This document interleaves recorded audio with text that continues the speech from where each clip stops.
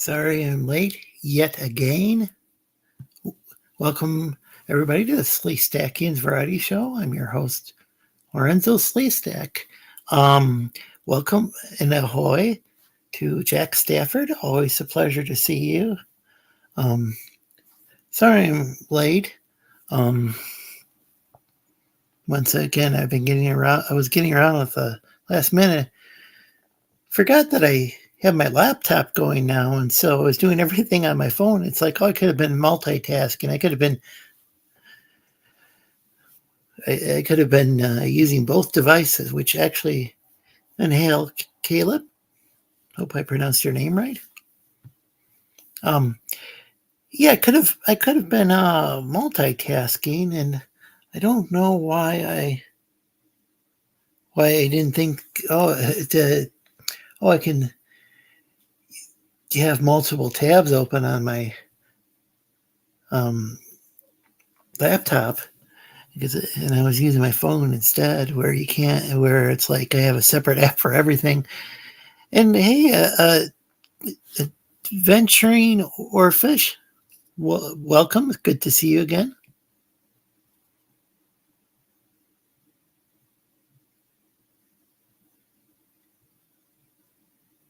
Okay, I'm glad I got that right.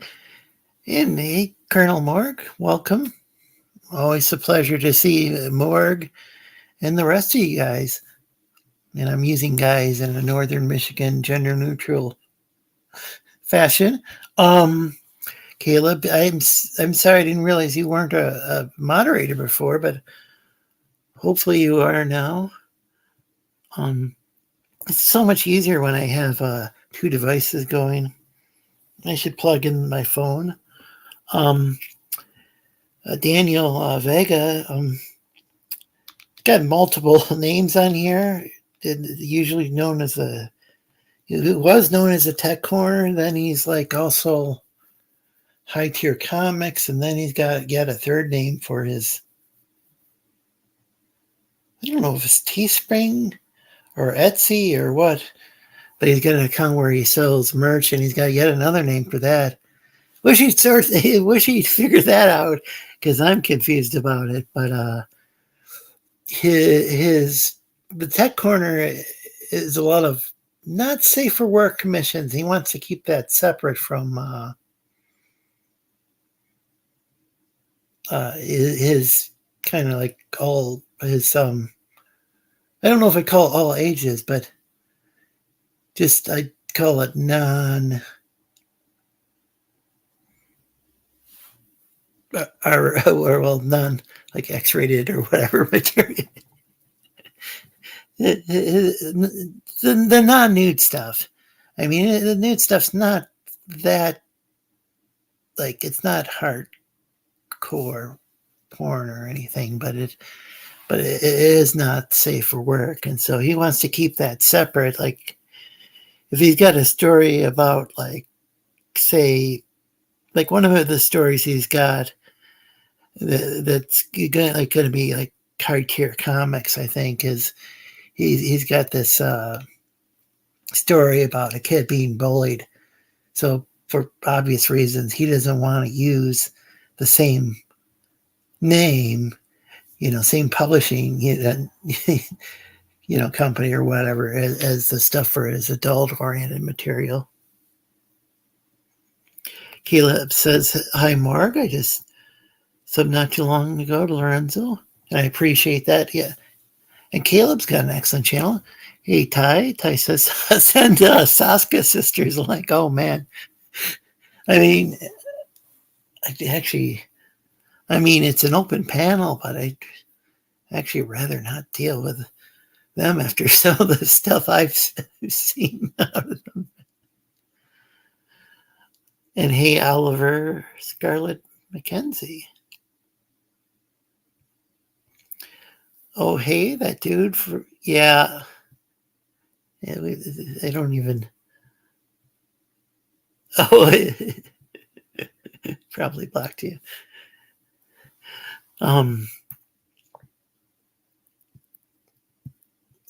Getting caught up with a chat, and people are saying hi to each other. Oh, and Caleb says to Jack, I'm working on clips from last week. And man, it's something else going back through the stream. Yeah, that's always interesting to look at um, past streams. Some of my older streams that are private, they didn't like the thing was for a while there, they weren't some of them just weren't like really getting views and didn't know if they were really relevant anymore. I actually hate it when YouTubers like private things, but I'm violating my own rule there. For a while there, I'd only keep a stream up for a week and then private it because it just I don't know. All depends on how the algorithm's working and which whether it feels worth it to leave the old streams up or not. Sometimes people come back and they'll watch a stream from several weeks ago, and that's cool. It's just they weren't doing that. Most people weren't doing that for a while, so still up but making clips. I think helps the channel. It adds more content. Honestly, going back and doing segmenting the live stream would be best. Some people take clips and they make a YouTube short. I don't really know much about that. I don't know how easy that would be to do on my laptop, which is like a very kind of a low end Chromebook. But the cool thing was at the time is like $230 and it has a touch screen. I'm looking at like Windows computers that are like $1,500, and some of them don't even have touch screens. So yeah, I'm still learning. Anyone know what's up with WC? Miss them? Oh, work campaigns. Rose said they were going to take a break because they've been streaming for years without anybody, without any break. And welcome, Daniel. Hey, how's it going? The Tech Corner. There's some not safe for work stuff in that high tier comics. Yeah, no, I'm still. You're gonna have some more safer stuff, maybe. Yeah, so to speak. Well, I was gonna work on my comic again. I just finally got enough time to come back to it again. I mentioned you got one of your comic books is about bullying and kids in high school. Obviously, you don't want to use the same. It would be very inappropriate for you to use the Tech Corner, I think. No. Well, I mean, you use Hype Tier Comics, right? Yeah, I'm going to use Hype Tier Comics. Well, okay, yeah, because you want to keep that separate. I understand. Yeah.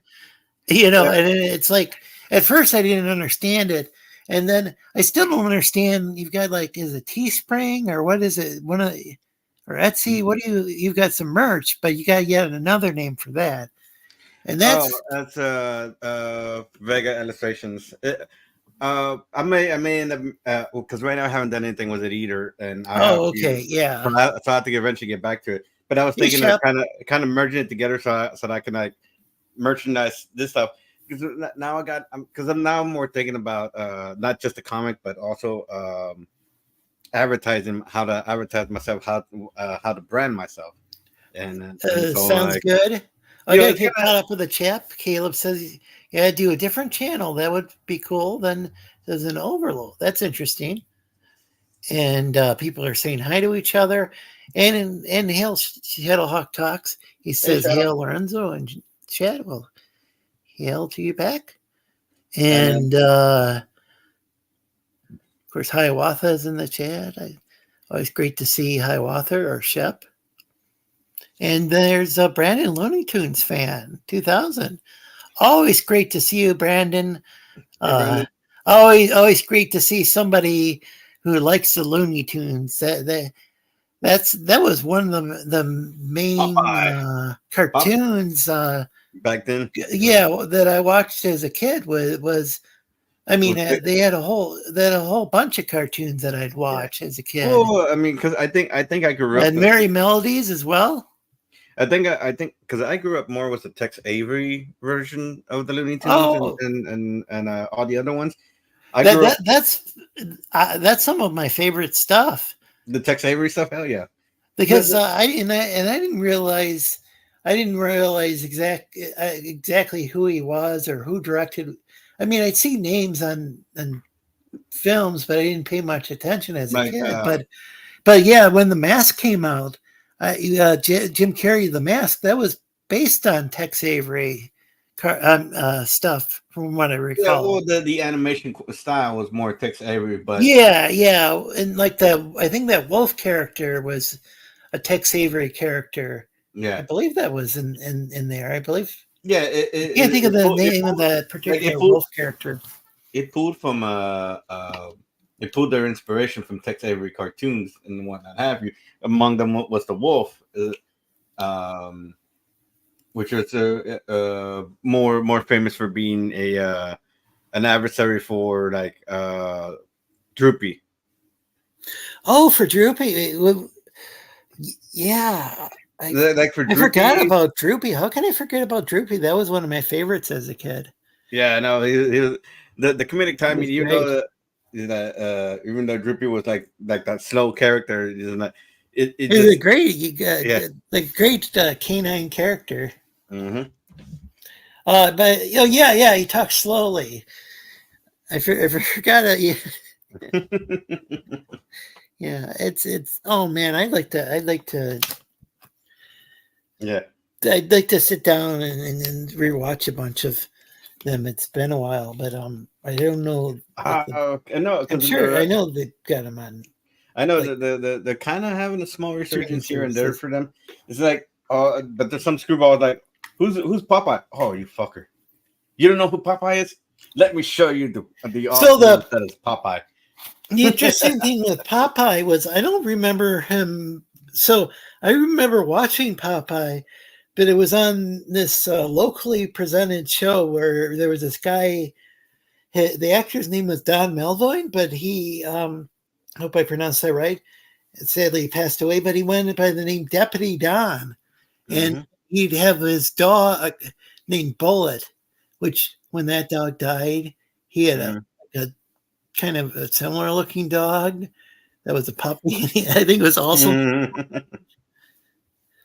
but I think that was when I was a bit older, and I'm like, wait, what?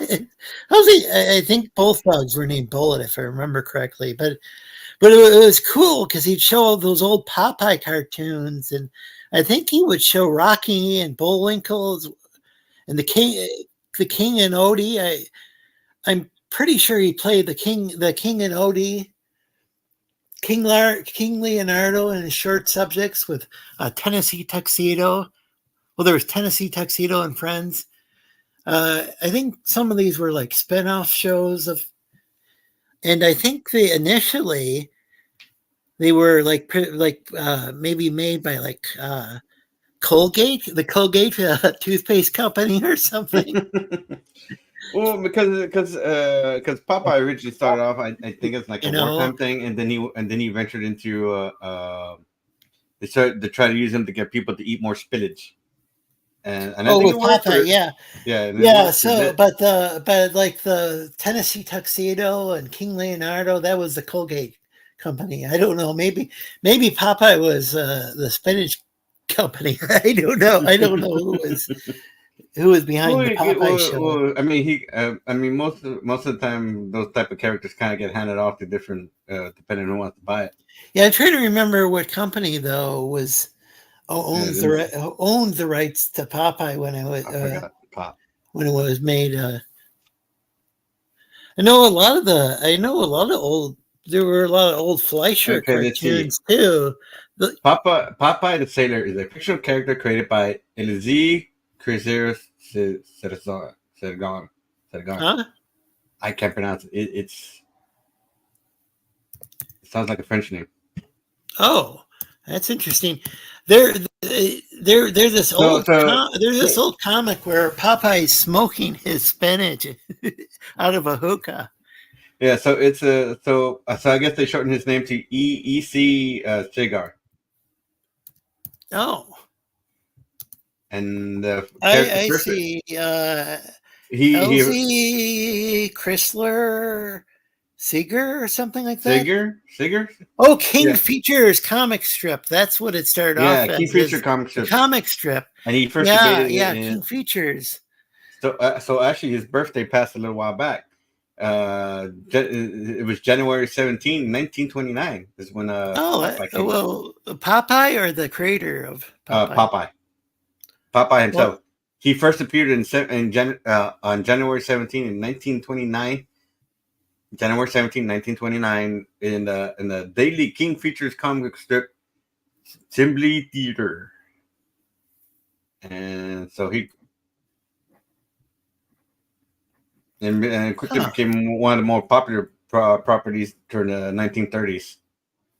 Uh, Following the Seeger's death in 1938, Muslim appeared in. Oh, hold on a second. I'm really sorry, Brandon.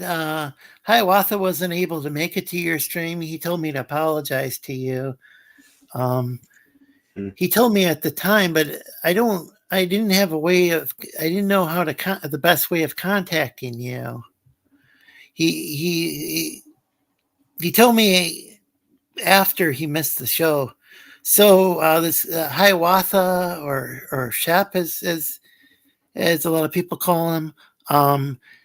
He was on the stream a couple weeks ago, I think it was, and he told Brandon, the Looney Tunes fan, that he was going to go and join him on the panel. But then it turned out that to join Brandon on Brandon's show. But the problem was that Brandon had not Brandon, but Hiawatha ended up having something to do that day, and wasn't able to make it. And I think he told me like after the fact that he was Hmm. sorry he missed it. But I'm really sorry, Brandon, that Hiawatha wasn't able to make it to your show. But I was supposed to let you know that he missed it. He ended up being busy, and he said he was sorry he missed it. Popeye has one of the catchiest theme songs. Oh, definitely. And Hmm. hey, Chief Four Toes, welcome. Yeah, And and I that was believe my. you're a moderator now. Um, get ready, Jack. I segmented myself to watching a third of the stream, watching timestamps, and we upload. We are on the cut and upload part now. That should be interesting. Caleb's got an awesome channel, folks. Feel free to put the link to your show in the chat, and hopefully I'll see it and give you guys a shout out. That's supposed to be a shout out stream. And hey, Captain Cummings, welcome. Hey, Cummings. Yeah, Captain Cummings is he was doing a show where he was reading the Bible, doing live streams. He finished that, and then he moved on to reading some other stuff. Trying to Yeah, remember yeah. what he's been currently reading, but he's a catechumen in the Catholic Church, and Mhm. um, yeah, I'm wishing you well. God bless you. So they had started making Popeye cartoons in 1932. Oh wow! So yeah, like as probably with the as Fletcher a Studios, matinee with before Fletcher the big Studios, movie and before the main movie would start. yeah, so it would be like a little matinee. Yeah, that's why they're so short Yeah, in length. yeah. Some of them are like 5-6 minutes, give or take. Oh, and thanks Actually, Caleb I take that for back. the Popeye, Sinbad the Sailor link. was ran about 16 minutes, 16, 17 minutes, give or take, with the credits. Oh well, that's not bad. And so you can like so you could like oh that no that could be kind of an issue with like reruns because they put a lot of commercials in shows these days, and we Yeah. got Anubis backstage. Anyway, oh by the way, before I bring him on, I want to tell people check out Caleb's links. and he put a link to a couple channels, and check out and he's putting some other links in. Here's Nubis. Welcome. Hey. How's it going? Always a pleasure to see you. And hey, Eric and Boyd, welcome. Sorry about that. I realized Pep Comics, welcome. Nice. No, I saw that Popeye had one of the catchiest theme songs. I'm like, are we talking of all time or of that era? I'd still say it was one of the catchiest. It's one of the catchiest I can think of. But, I don't know. I kind of got that Hong Kong Phooey. Was that a martial artist dog? Yeah, who was also a janitor. Wow! Oh, I forgot about that. Let's see. I'm gonna try to. Because the Popeye theme. No, Popeye is iconic. I'm not saying it's not. I'm just talking about because throughout the years we've had many a catchy animated theme song. I mean, the original Spider-Man had a catchy theme track. Yeah, exactly. No, I think it's usually the beat when he's eating his spinach and he's beating the crap out of Pluto. Oh, they play the theme song without the lyrics. That seems to many people use, right? I thought you meant his final singing. They play it. They play it without the lyrics right after he's eating the spinach, and then they play it with the lyrics at the beginning. Yeah, when he'd be like, he's stronger to finish because he eats his spinach. Yeah, so Captain Cummings says Hong Kong Phooey was pretty good. Yeah, that was a lot of fun. That's one that I'd like to catch some more episodes of. I think I've caught some clips of it. Because it's also the theme. Maybe a few months ago, but I'd like to watch some more. Well, I had this. There's also the theme song for DuckTales that people are used to, and even that for like the Teenage. That was a catchy theme song too. That was catchy. Woo! Yeah, that one. I'm excited about. I'm not sure which of the Spidey cartoons there. I think there's been a few of them, but Eric and Boyd, the original, that Spider-Man. Oh yeah, that was the one that's the one that I remember. But the thing is, there was a different Spider-Man when I was a kid, but it was like Spider-Man and Friends. But that theme song wasn't the catchy one. No, the one I'm talking about. The other one that you mentioned was it from the 60s or 70s? Yeah, it was the 60s. Had to be about the 60s or 70s. Hey, Mr. Diaz, welcome. Hey, yes. Yeah. Eric and Boyd says Hong Kong Phooey was awesome. Yes, the original Spidey cartoon theme song was great. We're discussing old cartoons as well as theme songs currently for those cartoons. You can't forget Mighty Mouse had a banger too. That's right. Yeah, there were multiple Mighty Mouse ones, but you're talking about like you're probably talking Here I come to save the day. How did that one go? There was I learned the hard way not to play the Mighty Mouse theme songs on because I got struck before. Not struck, but I got the video got taken down. It wasn't a copyright strike per se, but it was like I think I got a warning or something, and so I don't. Oh yeah. They'll close your stream in a heartbeat. You don't get struck for it. They just close you down, and then you can come back. Do you remember how the lyrics went? Here he comes to save the day. Oh, okay, yeah. Mighty Mouse is on his way. Yeah. And that was the one probably from when my mom was a kid. And you can follow Apex Comics and there's the link. Thanks, Caleb, once again. I still to this day can fully remember the Spider-Man theme song. Yeah, so the Spider-Man does whatever a spider can, right? Yeah. And then there's like a couple of Gumby songs, but one of them's like he was once a little was it once a little, was it green ball of clay or ball of clay? Look at all the things that Gumby can do today. Something like that. Yeah. Yeah, Once a Gumby little ball was. of clay. Look at all the things Gumby can do today. But I just mean, like I said, in the pantheon of cartoon theme songs, there was a ton of them. Because how else were you going to rope the kids in? Yeah. There were the X-Men theme. They had No, that one was a good one. That's a good and one. then, Which and then the X-Men? Are we talking Japanese about one the was really original good as X-Men? well. Well, You're talking about the original X-Men, the one that was like X-Men, X-Men, save the day, save the day. No, Or you talking about the one from the 90s? the one from the from the 90s. 90s. Oh, yeah, the I'd one like that to had no watch that lyrics. other X-Men though. Yep.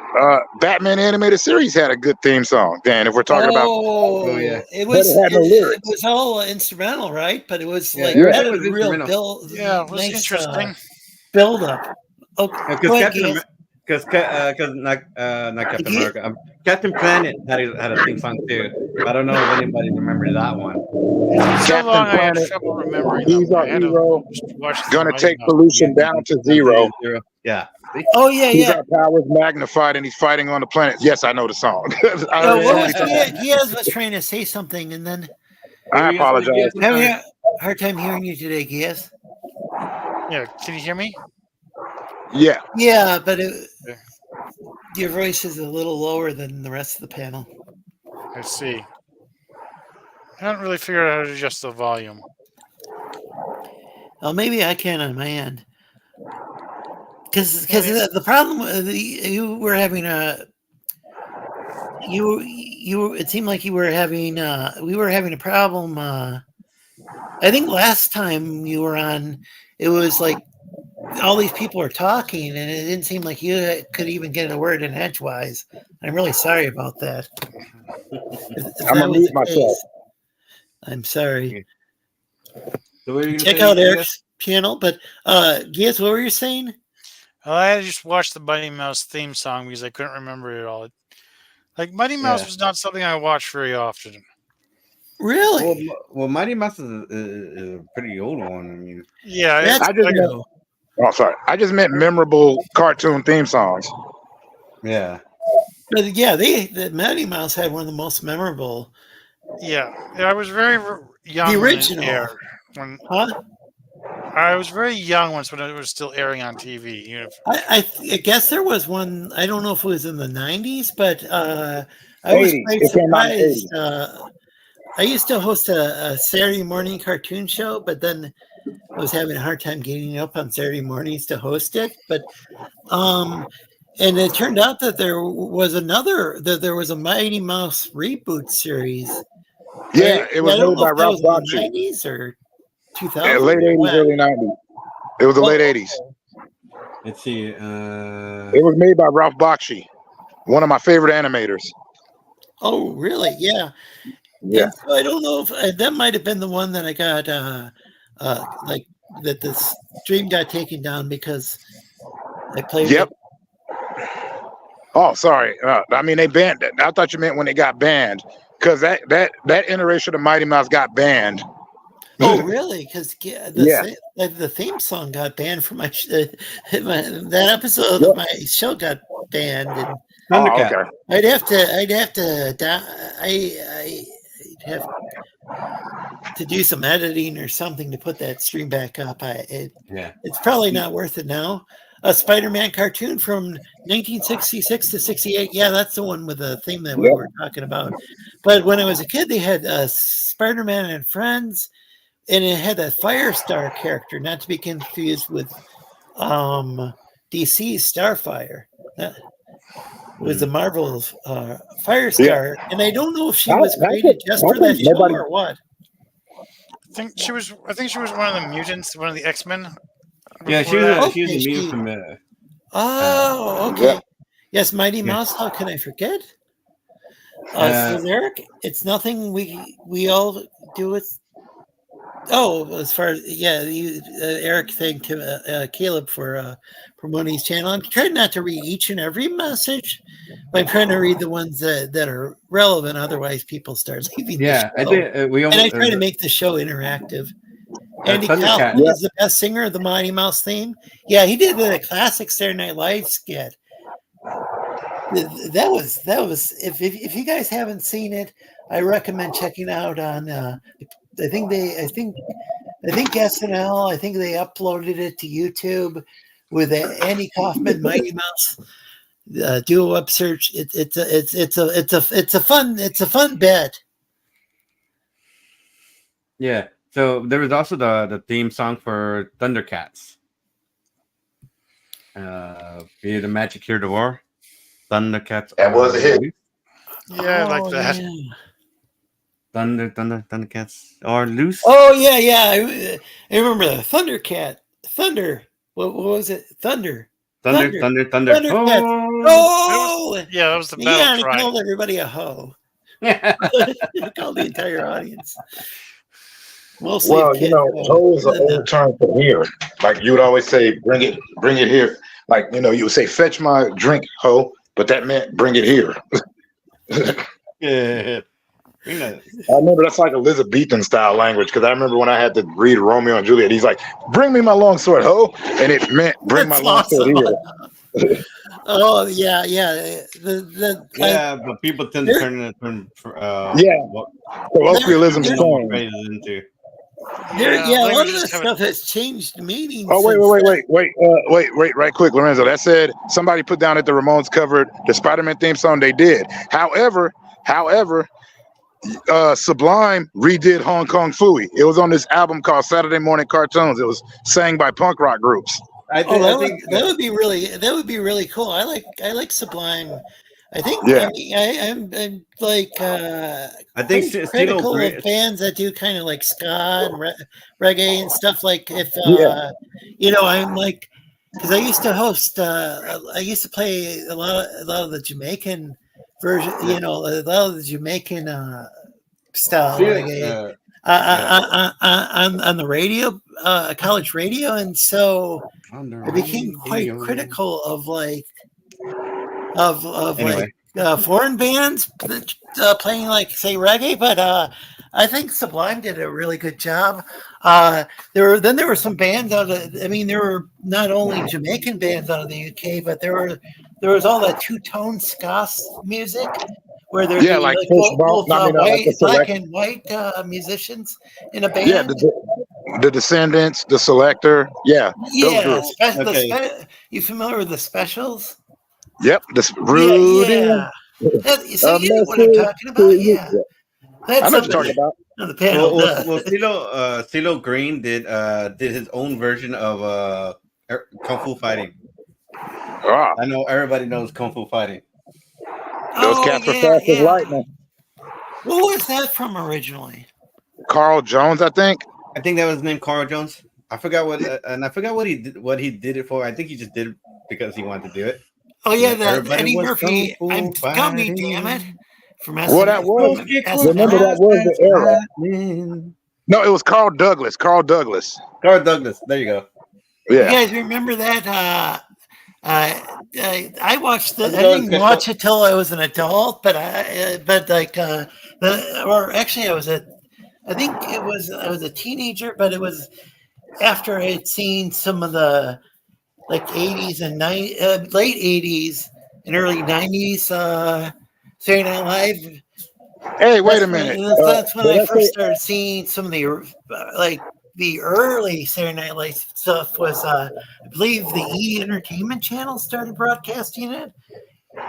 Somebody wrote, I'm Gumby, damn it. That's Eddie Murphy, right? Yeah, that's Eddie Murphy. I think it was E! Entertainment that would show reruns of Saturday Night Live. I don't know if they'd show the whole show because I think it was only like a half hour worth of material that they'd show, but they would show these old Eddie Murphy skits and stuff. I think it was E! Entertainment Channel. I don't know if that channel's even around anymore. Yeah, but that's when I started seeing the old Saturday Night Live. The original cast was I think after I had first started.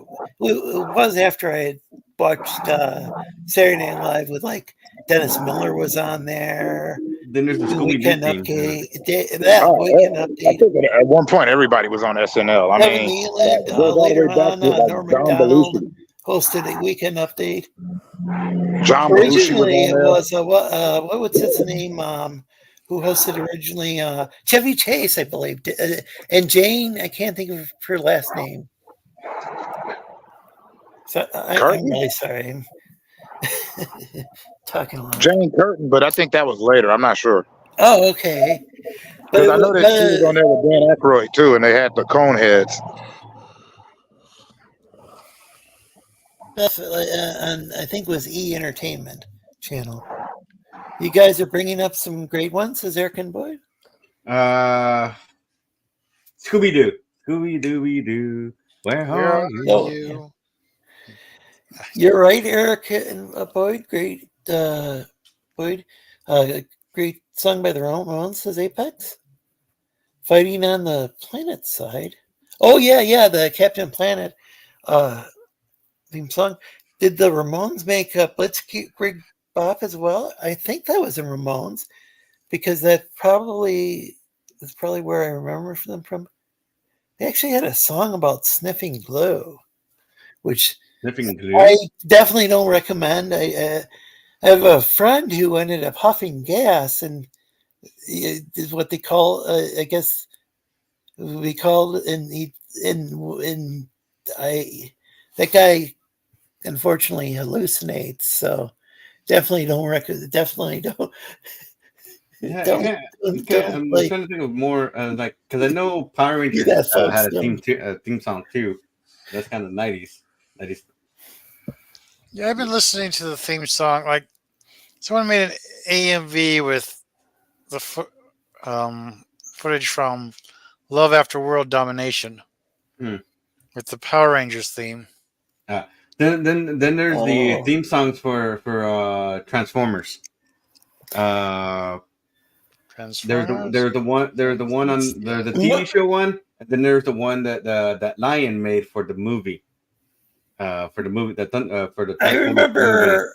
So which one was it Transformers or was it GoBots that was robots in disguise and more than meets the eyes or something like that? Transformers. I thought it was Transformers. Transformers, robots in disguise. Transformer, more than meet the eyes. Yeah, Transformers was more than meets the eye. Okay, so I'm not a weeb, but Speed Racer and Astro Boy have some great theme songs as well. Yeah, those are some like those are real old school anime from I think the guy's name was Fred Ladd who adapted that stuff for an American audience. I think it was pretty heavily localized. Did the Flintstones have a theme song? I know they had a general theme, but I don't think it was. I want to say they do, but I'm struggling to remember it. Yeah, I don't think it was very iconic. What are you asking about? The Flintstones, if they had like an iconic theme song, I don't think they do. I mean, I know they probably had something of a general theme, but I don't. Well, it starts out with Yabba Dabba Doo.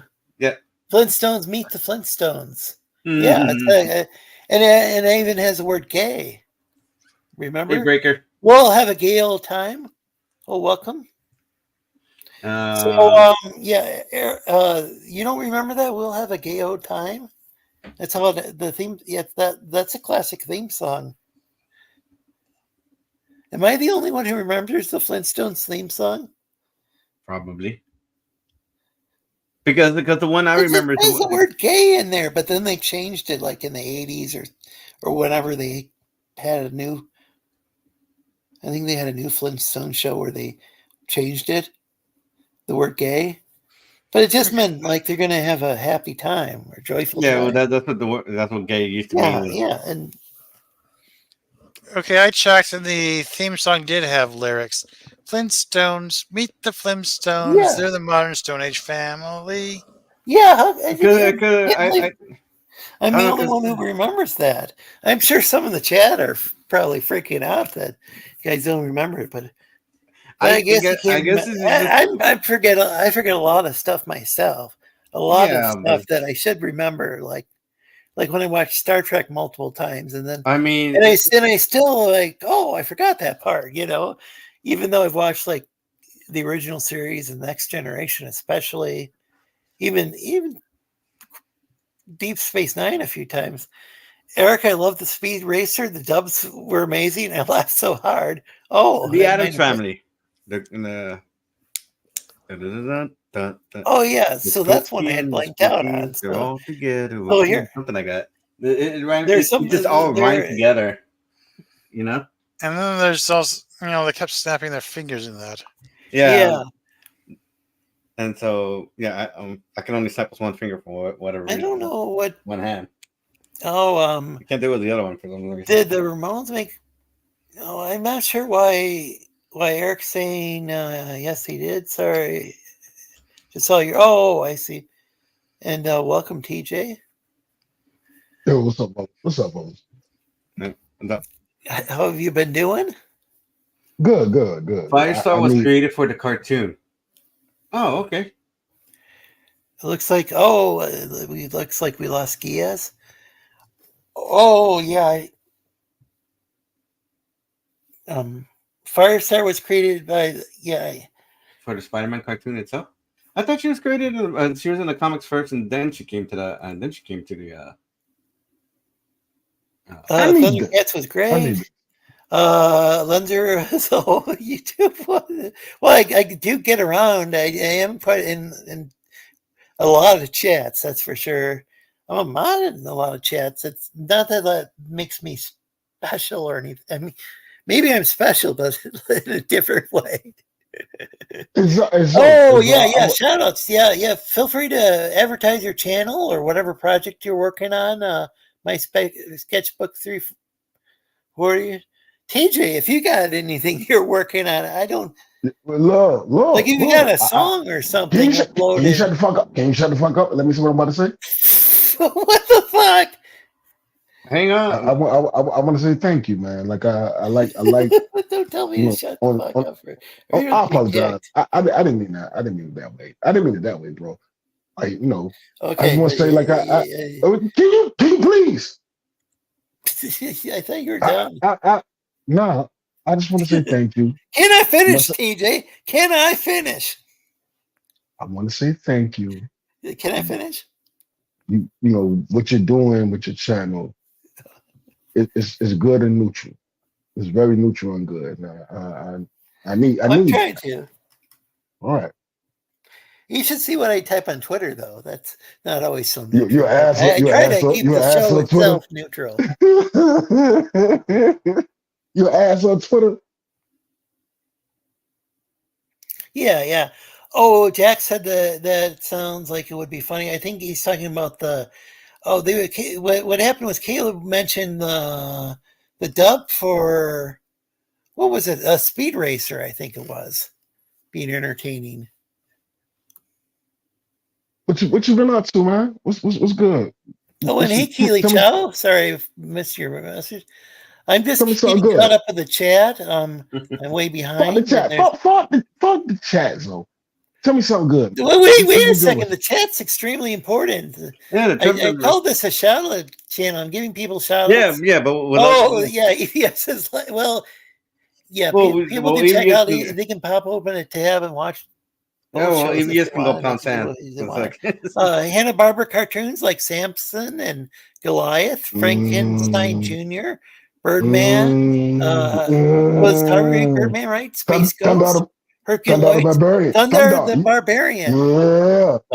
Barbarian? Yeah. I don't think I've ever seen that particular one. Mike Tor. Bro, one of the greatest intros of all cartoons. And it came out like in 1975 or some shit. One of the greatest intros of all cartoons.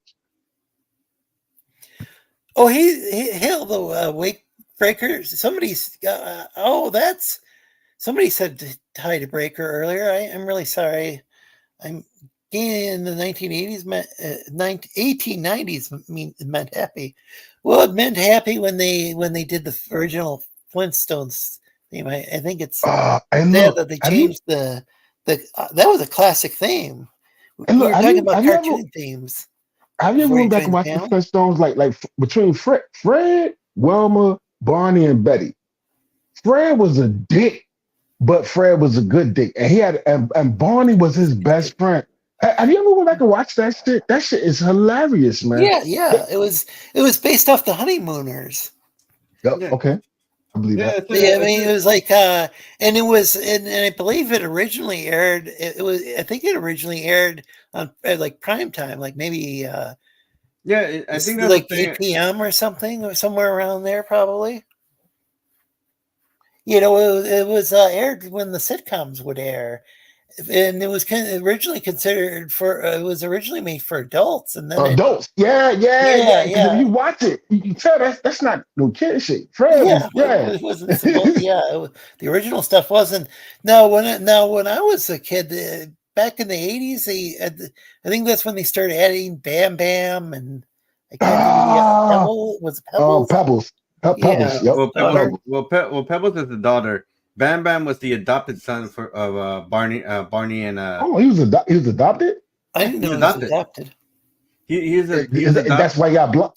That, That's that's why he why got blonde hair. He is that's why ambiguous. he has the blunt force trauma physical power that he has because he's Welcome, Captain Cummings. hey Cap. I never knew he was adopted. Salute. Okay, I didn't know Yeah, I that. didn't know All that. right. Bam Bam is adopted because he's supposed to be more Neanderthal than all of them put together. So like to say he was, and so they found him in the wild. Oh, okay. Yeah, he was. They found pretty, him. They found him in the wild, and so Barney and I think it was Betty, Yeah, Betty. Yeah. Barney and Betty adopted Bam Bam. And, yeah, was that in the 80s when that originally aired? Do you know, or no, that was No, that was in the the 70s. original show. That was the original premise for him. because I don't remember It them wasn't on the earlier. no. Didn't Bam Bam actually hook up with Pebbles? Like they got married or some Yeah, shit? eventually, like in the 80s, 90s, them two got together. Okay. And then Yeah. and I think they even had a kid at one point themselves. Oh, Okay. And then, That's what's up. but the thing is a lot of people don't seem to like characters getting older and want to have you, and so everything got rolled back to when it was just when the kids were kids. so Because like Captain, are you the live there? action movie, Oh, you're there. Okay, I was just checking to make sure you were there Hold up. because I didn't hear you Holly say Berry. anything. That might be Holly Berry prime in that damn live action movie with John Goodman and Holly Berry looked delicious. Well, I'm sorry. John Goodman was cast. Fred. That's pretty perfectly for that character. Yeah, he was Fred. Rick Moranis, yeah, kind of, sort of, and it was just like the who they got for Betty and Wilma was just kind of like No, don't you dare shit on Holly Berry. Don't you dare. no, Halle Berry's a different character. She played an executive character to I thought she was like Betty or something. Oh, Holly so Berry, like Gay is Mary. It's yeah, okay. Are you sure? Are you sure? Yes, Betty was played by Rosie. Betty was played by Rosie O'Donnell. Bro, I'm sorry. Oh yeah, and like I remember there was a joke. So I think was it Martin Short who was in there as well, or Rick Moranis? Rick Moranis, Moranis played and so when he heard that she was going to play Betty, he was like, he supposedly said, I would think she'd be casted as Fred or something like that. Which actually would fit her personality a little more. Well, you have to remember that that seemed like a really good cast. Rick Moranis is a comedy guy, so he's gonna make a joke that yeah, of course, people off. I remember the Flintstones theme song. I don't remember. Honestly, he left I don't know. He left Hollywood at a good time. Shit. Okay, it's a very ambiguous word. It's all about the tone, correct? I guess some of us are old. Yeah, I'll always know the melody to the Flintstones, maybe not the whole lyrics. Holly Berry was, I think Holly Berry was like, she was like either Betty or Wilma, man. She was one on, man.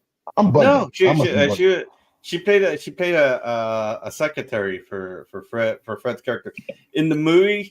That one of the executives was using Fred as part of his get rich scheme, some kind of scheme, and Halle Berry played the the secretary that was that was put there to, I guess, watch over him and also be his assistant. At the end, she grew a heart, and she helped Fred beat the. Spoiler alert. Spoiler And alert. like a 2-decade-old film. More Nigga, than about 2 to decades, all probably. the motherfucker. That movie about 30 years old. What the fuck you Yeah, talking about? is that guy that used to stream with Luke Stone? I think you're right. Sure. I guess you're right. She doesn't even show up in the damn. Yeah, I think you're right. Subscribe to Apex Comics. Hey, DJ Ronnie G, welcome. Hey, VGM. She was delicious. Osceola? Elizabeth Perkins. Is that the term, Osceola? TJ, you're the guy. You're the music. You're the music guy. Is the term What was that? Osceola? Say that again. I was looking at my Is phone. the term Osceola? Osceola. I don't even know what that means. You got me on that one, bro. Yeah, I thought that was like maybe a synthesizer term. No. Okay.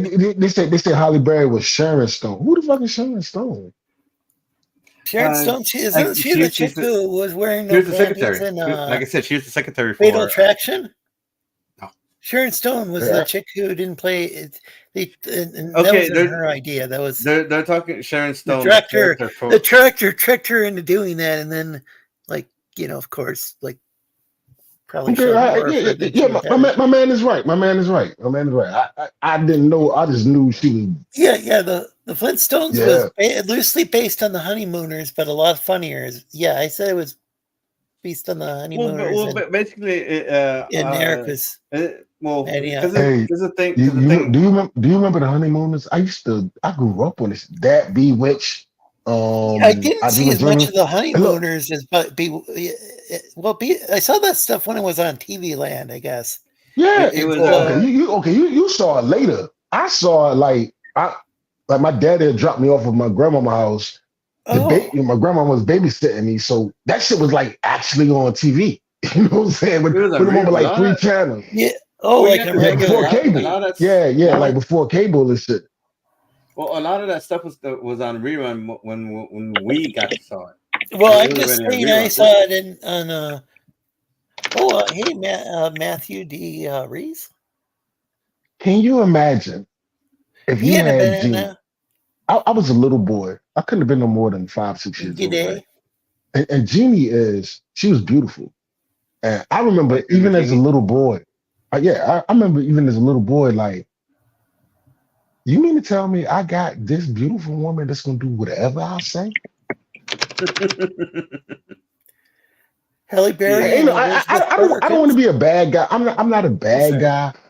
I'm just saying I'm not a bad guy, but nothing like that. And I get it, I get it, but it was just like, what was, I can't think of his name. He was in the Air Force. The guy was in the Air Force. He had Genie. Genie was in the bottle. That's not me. And I was just always like, why are you even married? Like, it doesn't make any sense. You got her. You got Genie. Was he married in that show? Was it? Which one? I Dream of Genie. No, I don't think he was. They weren't married. They weren't married until, like, I think when they tried to do a revival of the series or as a movie. Holy shit! He did marry her, didn't he? He married Genie, didn't he? Did Genie like the chick on the side, or it was eventually he eventually married the Genie, but you didn't see the marriage until they made a movie for it. Wait, was he single? I like this guy, man. Was he originally single, and then he had Genie, or was he married and also had Genie? Look, he had. But did the dude have a wife before Genie or not? I don't think so. Okay. His name was Major, right? Well, that would be really bad if he got divorced and married Genie. That would be like. No, I think he got. What his plane crashed on the island. His plane crashed on the island. Somebody found the bottle. I mean, would that be acceptable though? You can make exceptions in life, right? Okay, so basically, what happens is, from what I'm they probably do that nowadays. So basically, what happens is that he uses his first wish to Tony uses his first wish to make her understand English and speak English, He uses the second wish to to be rescued, and then he uses his third wish to free her. And upon freeing her, she decides to stay with him. How do you know this, man? And I believe you. I think you Hold on a just looked second. it up. Eric, by the way, Eric says Halle Berry and Elizabeth Perkins were beautiful. Rosie O'Donnell, what the fuck for the Flintstones movie? I don't know. I think I need to rewatch it. I don't. Gosh, I'm trying to remember if I watched it in the first place or if I've only seen clips from it. But I mean, I was just watching yesterday or the day before. I was watching like this YouTube video all about the Flintstones and how it was real. So fans at the time loved it. Nowadays on Rotten Tomatoes, I think it's got like a 50% audience rating, and I think it's like 50% critics rate. But at the time, the fans liked it, even if it was panned by critics. But and who knows? Because Rotten Tomatoes Have you ever watched Swordfish? Okay, so it's actually in the 5th season when Tony introduces Jeannie as his fiance. So they're married. You looking this shit up. I think Major Joe was Nelson right. later struck oil in the Of course, I'm 70s looking this shit up, man. I'm not gonna remember all this shit. and became J.R. Okay, all right, Irwin. What is this? J.R. I'm not gonna remember all that So shit. Major Nelson later struck oil in the Yeah, 70s and became, Major Nelson. Yep, that's his name. Major Yep. Nelson. became J.R. But what about him becoming J.R. Ewing?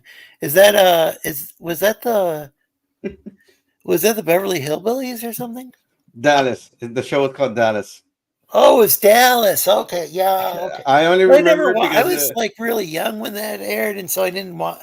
It was Yeah, like yeah. I only wasn't know it that more because of of- like an adult like you soap opera type thing? told me they got a happy ending. I remember Bewitched. Remember Dr. Bombay? No, they did get a happy. Oh, y'all probably don't know the Bombay. They did get a happy ending. Bewitched. Bewitched was Audrey and Jeannie itself.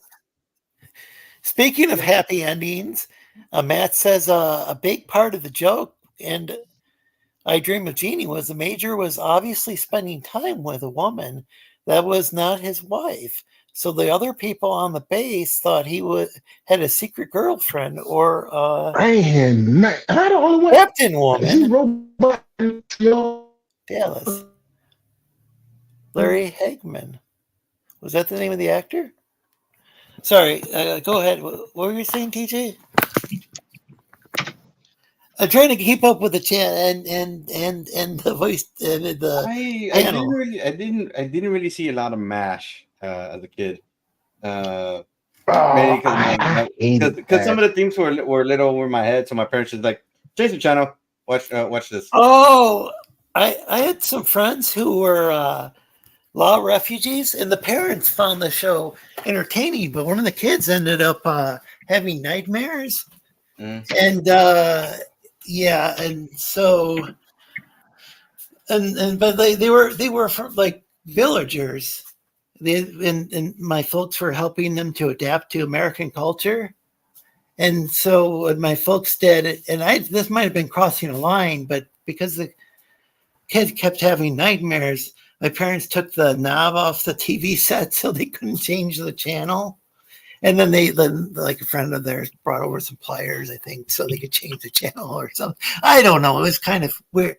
Now, of course, that Lau family ended up like really adapting to American culture, and there's a lot of really very loyal Lao American people who came over as refugees during like maybe the 70s or 80s. I think the U.S. was like behind there was some sort of CIA backed war, which against the communist government there, and there were a lot of people got kind of stuck in the middle. I think that were like, there were there's some people who fought, on the same side as the CIA, and then there were also people who were just refugees. And anyway, love the Lao people, beautiful culture, or I should say cultures.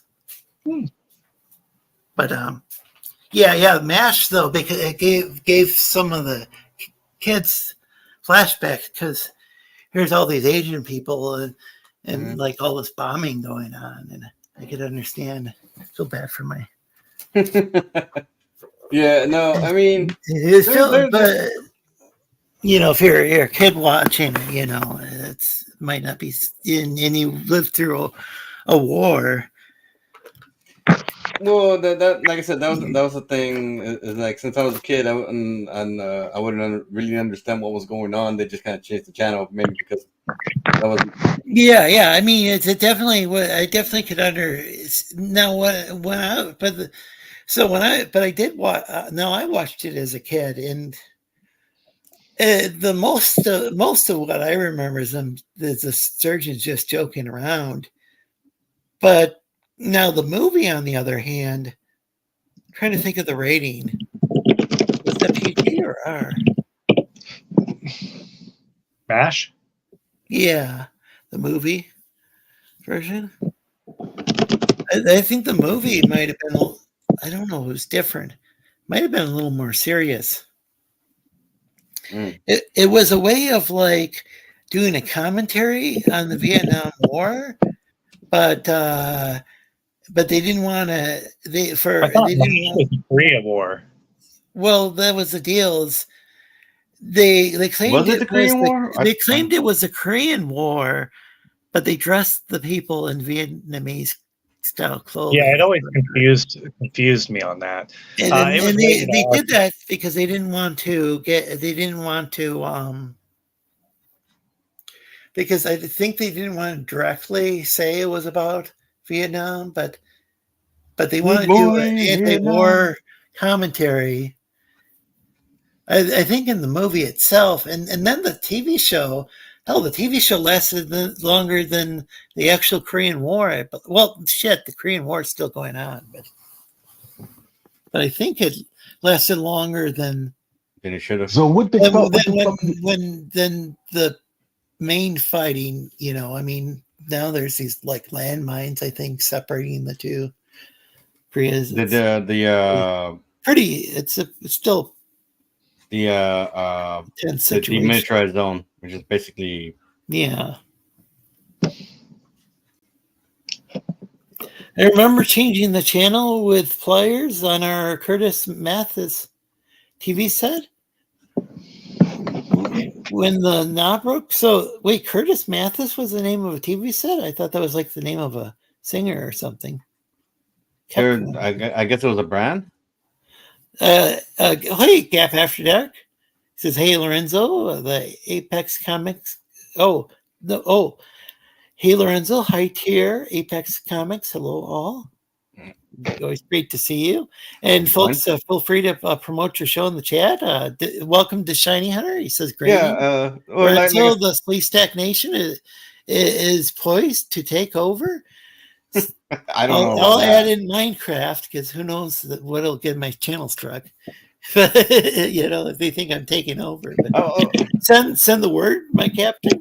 And he says hello all in the chat. And check out the Shiny Hunters channel and Gap After Dark's channel. It looks like TG's having connection issues. Yeah, seems to be coming in and bugging in and out. And then the captain's typing.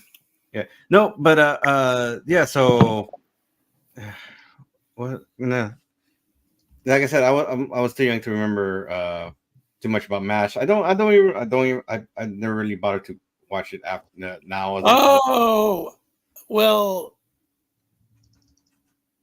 I don't know. I think I think a lot of it would still be funny. I mean, and a lot more funny than the stuff on the air nowadays. Right now, anything. Better. Especially compared to the stuff nowadays, and I think a lot of that stuff I know still holds up because it's. Hey man, Batman, and welcome back, Diaz. Yeah, Batman, because like Batman Beyond, still serves as one of the best Batman series, along with the Batman the Animated Series. So Batman the Animated Series and Batman Beyond are two of the best Batman animated series that I can think of. And of course, there's also the Superman the Animated Series as well. That was we went back to the cartoon talk. Yeah, Well, those I were mean, those. we were talking about theme songs. I mean, well, yeah. we were What talking was about it? theme songs I and think it cartoons, was and about we kind 20 of just minutes rode ago. off into I'm just pulling that out of my hat, my, putting out of your ass. my rear end. I was going to I'll say say, tail. I don't really don't. yeah, my tail. Yeah, I'm pulling it Yeah, out of my. same. Yeah, that's You just true. pulled it. Yeah, you pulled the shit out of your You tail. guys, you keep forgetting you guys don't have tails. So Actually, we Curtis, do. Most of you don't. Actually, Curtis Mathis we was do. a But high tier TV product. Johnny Mathis was a singer. I guess he's still alive. Oh, okay. Yeah, Johnny Mathis was probably a little bit before my time, before all of us. or maybe or who knows? He could be still performing. And check out the Gap After Dark channel. Yeah, and that's what I said. I was going to give people shout outs and. Yeah, because I'm not about to assume everybody's age here. That's all. I'm still trying to remember Curtis, but I guess it was a high-end TV set. So, Eat Dogs and Pups, welcome. This is hello, Mr. Sleestak at Dogs and Pups is a longtime viewer of the channel. Yeah, so yes, we were talking about MASH. Did you end up? Have you seen that? No, I have not. Or the movie? No, I haven't. I guess it was about a war or something. It's supposed to be about the Korean War, but I do remember. This is interesting. So, actually, I take it back. It was supposed to be the Vietnam War.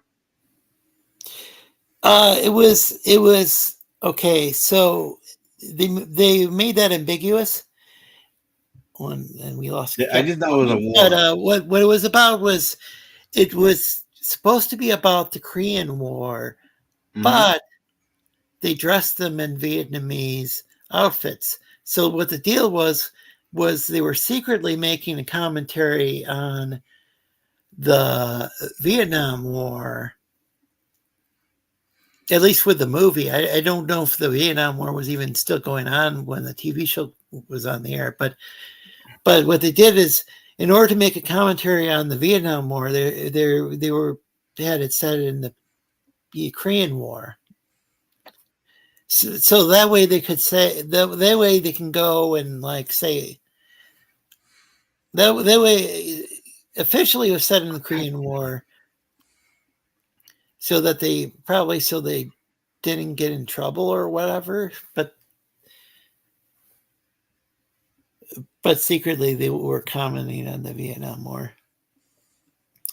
And I want to say I respect the veterans of all these wars, and it didn't, but it was just kind of like it was like I think the producers were of the movie were engaging in some sort of social commentary, the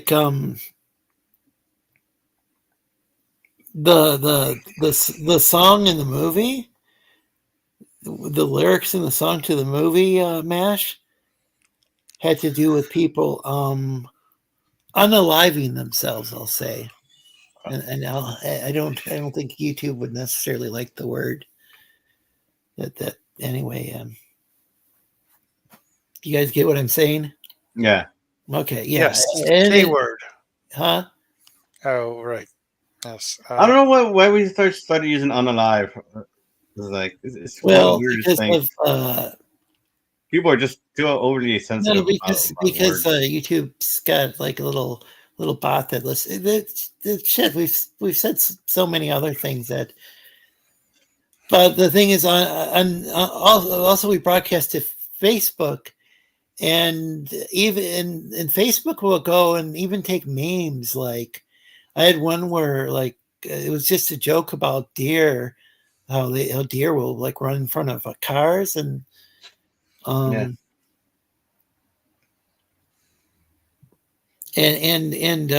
they thought I was promoting self-harm. And I also had one hate your job, try astral projection, and all it was one's soul leaving one's body, and they thought that was promoting self-harm. Because, like, I don't know if somebody's flagging that or if it's some bot or what, and so I don't want to. And Facebook is one of the places we broadcast to. We don't get a lot of viewers there. Yeah. I don't want my account banned, but oh well. If my account gets struck, it gets struck. So this is I see there's a panel set up already, but not. Yeah, since I'm basically what I'm doing is I'm drawing the manuscript for everything I'm doing for the series. So for what my is own this? series. Which cartoon is this? Is this The Detective Muse Agency? Yeah, I Did mean, you finish the Pretty Vacant book that you were working? I finished the book, and there, I finished the book, and he's already. Believe he's dialoguing it. Oh, he's lettering it. Oh, okay. So because I haven't seen you work on it lately, is why I asked. So Eric says, YouTube and their word algorithms. Exactly, that's what I was trying to think of. Their algorithms, word algorithms. Yeah, as well. Yeah, exactly. Because I do have a bunch of other stuff. Because honestly, and check out Eric and Boyd's channel. Yeah, well, because I'm thinking of going back to some of that Justice League stuff that I kind of stopped doing, and because I was seeing all the Suicide Squad stuff, and I'm like, you know what, I could have done this. It's like anybody could have done this game better, but damn. And then so I was thinking, like, yeah, no, look at this. I think my Justice League game idea would have worked out better than their Suicide Squad thing. Like, the only one that needed to work out was how to equip Green Lantern, because that's a ring. There's not really much you can do about equipping Green Lantern, unless you're talking about changing things like the mask and what have you. But sure thing. Eric. Eric was thanking me for Eric's got an excellent channel. He uploads. If you want to, I think the videos are typically pretty short, from what I recall. I'd like to check out some of his more recent stuff. But he's an artist and a comic artist. I think a lot of folks here will like that, and I think a lot of people will like Gap After Dark, or GAP After Dark. He's got an awesome channel as well. A lot of let's see, what so what is it that you've been uploading lately, Gap? It's not just sorry, Daniel. It's not just so what is that? What is that show about? The movie with Kirk Douglas. It was about the kind of the ancient aliens. Oh gosh, that could get me in trouble with the algorithm. But was it? Do you guys know what I'm talking about? No, I really don't. It was they had that SGI Star some. I'm blanking it out. That's StarCraft. That is the game. StarCraft.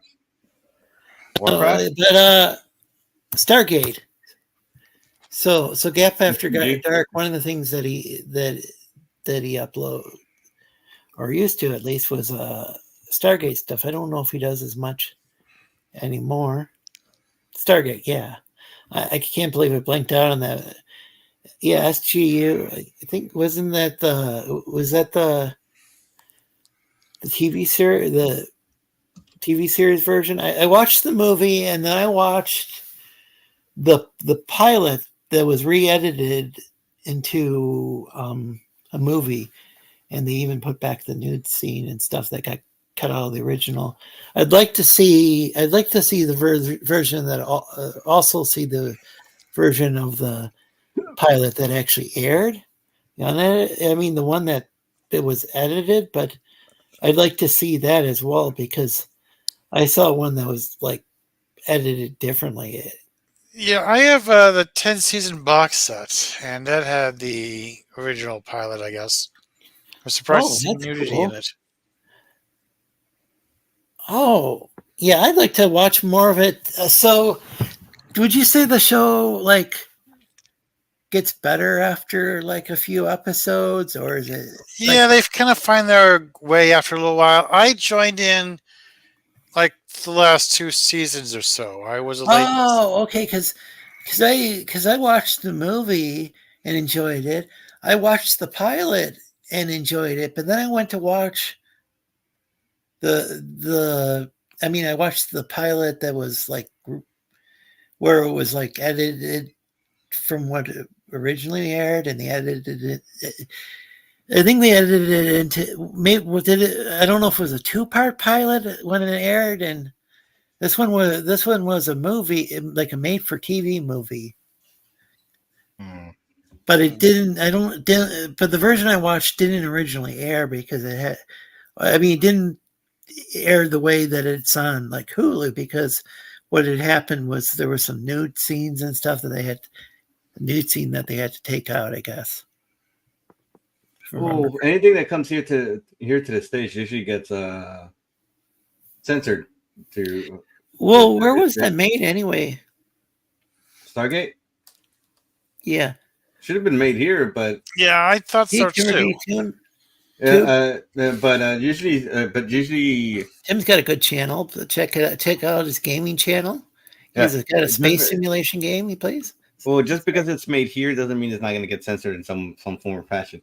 Usually, they'll shoot stuff, and then I'll have to pass through to I guess a committee or whatever it is. Yeah, I think. Then it goes to TV. You know? Okay, it was filmed in Vancouver. And please like and share the stream. Let people know that we're on because I didn't tell a lot of people on Discord about the show. And I didn't drop the link in a lot of groups really. Just they had nudity in Stargate pilot that they edited out. Yeah, and I saw the one with the nudity added back in. And it wasn't just the nudity, but like the pilot, I think they had maybe a bigger budget than they did for like, I don't know if it'd be considered the first or second episode. And then it's like, okay, I see. It seems like the pilot had a bigger budget. Yeah. And the aliens were different too than what they had in the movie, from what I recall. But it does seem like something that if I gave it some time would probably grow on me. Children of Gods pilot episode movie. Okay. Yeah, thanks, DJ Ronnie G. And of course, you're welcome on the panel. You don't have to join if you don't want. You're always welcome. Gap After Dark. You do remember Apophis? Variable geometry? Wingcraft from the original pilot. I probably butchered that. I binged a few SG shows last year. This is the Woke Breaker, and check out the Woke Breakers channel. And DJ Ronnie G's also got an awesome channel. He's got a telescope that he's got in his yard, and it's attached to a computer that's in his yard, and then it streams to his computer. Like he's got a really nice, looks like a really nice setup in his house, and it's pretty neat how he's got it set up. Like instead of like the old school telescopes where you got to look through it with like just put your eye in the hole and look through it. He's got it going through a computer and broadcasting to another or whatever to a network to another computer. Dogs and Pups says, "Oh, MASH, they killed off one of the stars, McLean Stevenson character." Spoiler alert for the people who didn't watch it like 4 decades ago or whenever it originally aired, which is apparently a lot of people. I mean, a lot of the show, because the only thing I really actually remember is seeing it from somewhere else is that I think the one of the main guys, Murdoch, had a Okay, nervous yeah. breakdown. So He had a nervous breakdown because I guess he caused the death of a kid. And then they were flying him out, and as they were flying him out, the helicopter. oh yeah, that was horrible. Yeah, so basically, after having a nervous breakdown, he dies. And like, damn. So did you see that as a kid, and your parents were like, No, "No more," or no. I think it was like maybe 2-3 years ago when I heard okay. about So it. yeah. Most of the episodes aren't that like intense. That was like because even though there's a war going on, it's mainly these guys, and even though they're performing surgery, they're just like joking around. And then actually, I ended up in the hospital a couple Like I said, times in the he had a last few fucking nervous years, and breakdown. and that's actually how it was. And in the operating room, I think when I was like, it wasn't like a real horrific type situation. They were just like, in fact, I think it was just an exploratory surgery, but like they were like listening to some really cool music and stuff. It was I enjoyed the music. I can't remember what it was. It was probably like some 1960s stuff, like the Doors or Led Zeppelin or something. It was wild that they were listening to that in the operating room. As long as it didn't distract them, I'm fine with it. No, don't check out the channel. Laugh out loud. Cheese balls. All welcome though. Huh? Yeah, it's just like I said. Basically, from what I remember, he had a fucking nervous breakdown. Yeah. They sent him home, and then that particular the copter he was riding on got shot down, and he died. Yeah. Like off screen, like after all that. And thanks people for subscribing to the channel. That's another thing. They don't like the S word over at YouTube, so maybe just say done. That but I'm not angry at anybody. Just sub to the Woke Breaker. Sounds like a classic Charles Bronson movie. Oh yeah, there's a Charles Bronson the actor, and then there's this Charles Bronson who I think was he this British guy. I think I don't know if he was a convicted killer or what, but that guy's badass as well. As not that don't kill humans. That's one of the things you can learn from the Land of the Lost is they keep trying to kill the humans, which isn't very nice, welcome Slim Nim, and check out Slim Nim's channel. Slim Nim, somebody I know from one of the people from the gaming with a gaming channel. And please like and share the stream, and then other people can promote their channels as well if you do that. And I like having it's always fun having an active chat too. I appreciate everybody who's here. I don't want to check out your channel, the Vote Breaker, but I did subscribe. Eric's joking around.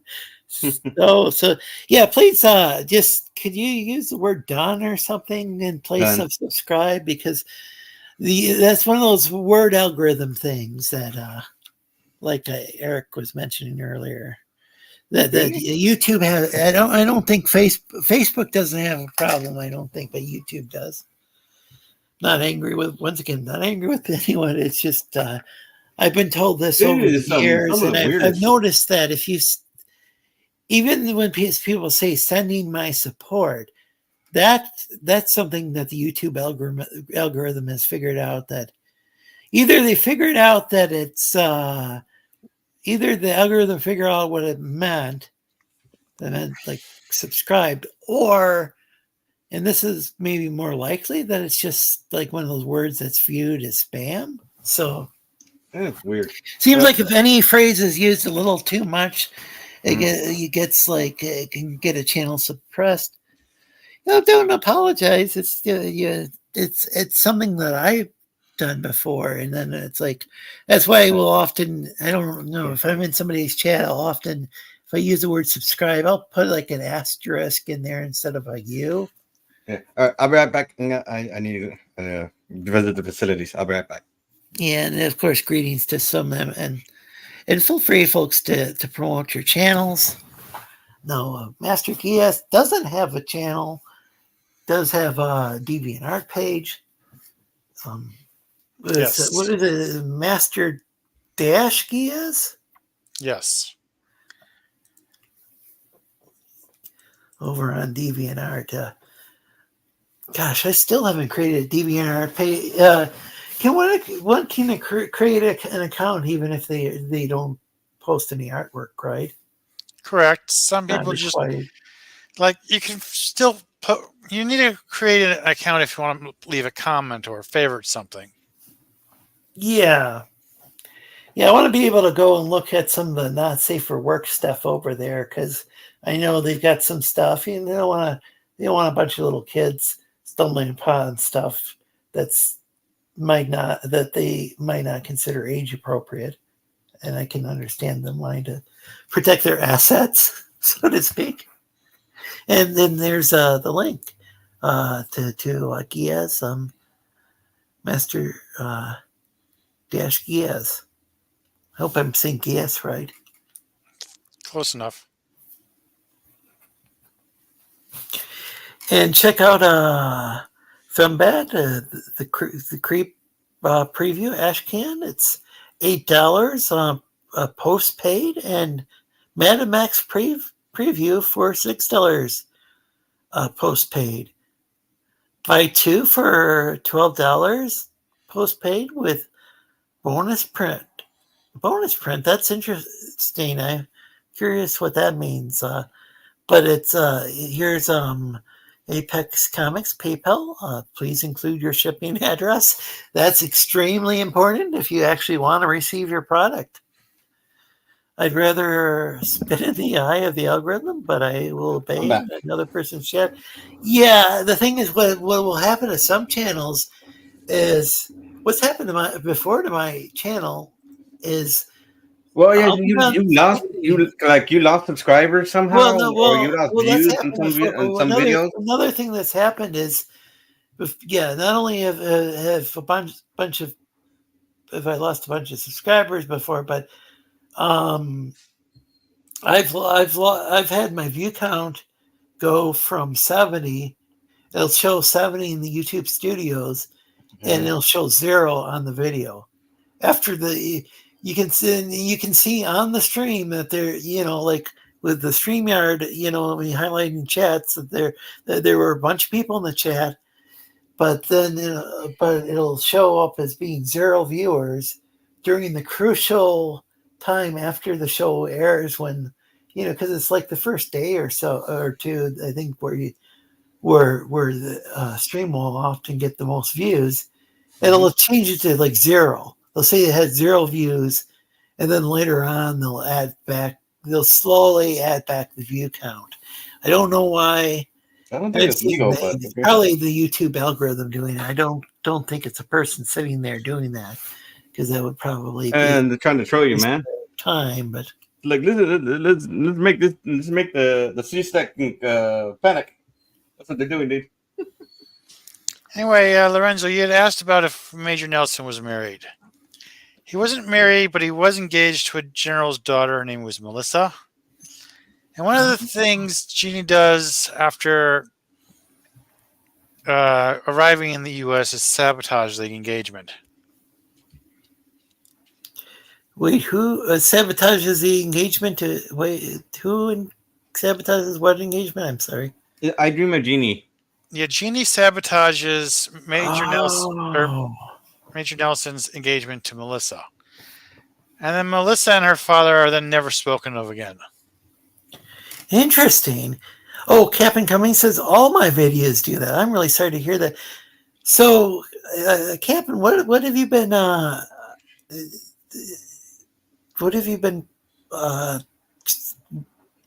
reading lately on your streams? I'm trying to remember what your recent streams have been about. And go ahead. Sorry. If he's only been doing Bible readings, I don't think. Well, he really shouldn't be getting in trouble. Yeah, I've been reading some other stuff, I thought. Well, I mean, it's not like she's reading, copyrighted content that hasn't been released or anything. Most of it, like if he's doing a reading of Lord of the Rings, he's just narrating the Lord of the Rings, unless there's something that he has to go through the token estate for that. I don't think there's anything. No. Illegal Here about we go. I typed in Captain Cummings. Captain Cummings wasn't wrong, but neither was EVS. This is Unranked Chevron from 5 years ago. Of course, Unranked Chevron and Englentine, actually, they went on a stream with Nick Ricada and debated EVS. So that was, that must have been some specific thing that they were reacting to. Yes. But I mean, with Captain Cummings was, wasn't wrong, but neither was EVS. I mean, that was Unranked Chevron. I don't think he uploads videos anymore, but because I know he used to. But he was one of the OG CG guys.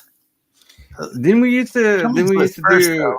Didn't we? I'm trying to remember if I used to do back when they had what was it called that we used for YouTube? Google Hangouts. Yeah, Google Hangouts. Back when we were using Google Hangouts, I think it was Uncle. It was myself. I think. Shoot, because you came later. That's Captain Cummings, the real Captain Cummings, Eric. I don't think. I don't think I've ever been in the same room with Cap. Welcome. I don't think I've ever been in the same chat room with Cap. I guess up until today. Oh yeah, he might not. I don't think we were around when he, because I was letting you know, like I tried to let you know ahead of time this time, but yeah, good stuff. Good stuff's got some great stuff. He's got some really good stuff on his channel. I know. I'm just gonna. His name is Apropos, or it's appropriate. Because I think it was me. I think it was Chevron at some point. Unlike Chevron at some point, but he like came in and out. But he's like going to like every stream, so he would like pop up for a few minutes here and then go off to another one. Oh, really? That's cool. Hey, Elkin Slice, welcome. By the way, let's welcome Elkin Slice, because last time he typed in the chat. Huh?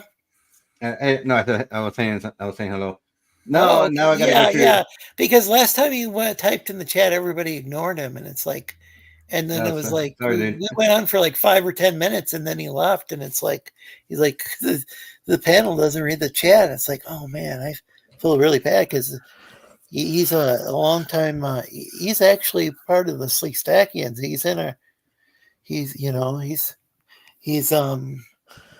even though he's not been on any panel, he's a Sleestakian. Englentine basically won the debate, and Ethan just started making fun of him. And then Ethan went and he quit Comicsgate for a while, and I think it was only for like 3 days or something. And he explained why he thought that. So he actually made a video. And he's like, I'm not a Comicsgate. What I am is the response to Comicsgate. Comicsgate is a consumer movement. I'm paraphrasing, of course, from a video from years ago. Comicsgate is a consumer movement, and I as a comic book maker, a comic book creator, am reacting to Comicsgate by making books that are in keeping with the principles of Comicsgate, something like that. And I thought it was an excellent video, and I thought that was really cool. That it's like, let's keep these two things separate. Because Comicsgate has started out with people like Captain Cummings, who's had a channel for years, and I mean, years before your boy Zach really kind of like his channel really helped popularize Comicsgate, but Captain Cummings had been talking about the comic book industry and how like woke or politically correct they've been getting, and like in ham-fisted with the message. for years before before it was even there was even like a Comicsgate movement. And it was actually the detractors who came up with the name Comicsgate. There's a way of like kind of dismissing everybody, kind of lumping everybody together. Yeah.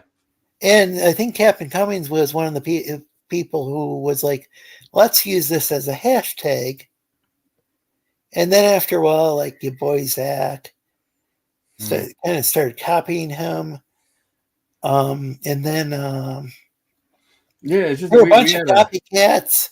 And then Ethan Van Sciver it kind of turned into Ethan became the head honcho. And I think that's when or is it honcho? And then so all of a sudden Captain Cummings saw what was going on, and he ended up enlisting in the military, I believe, and so I think he privated his videos or deleted his videos on his channel.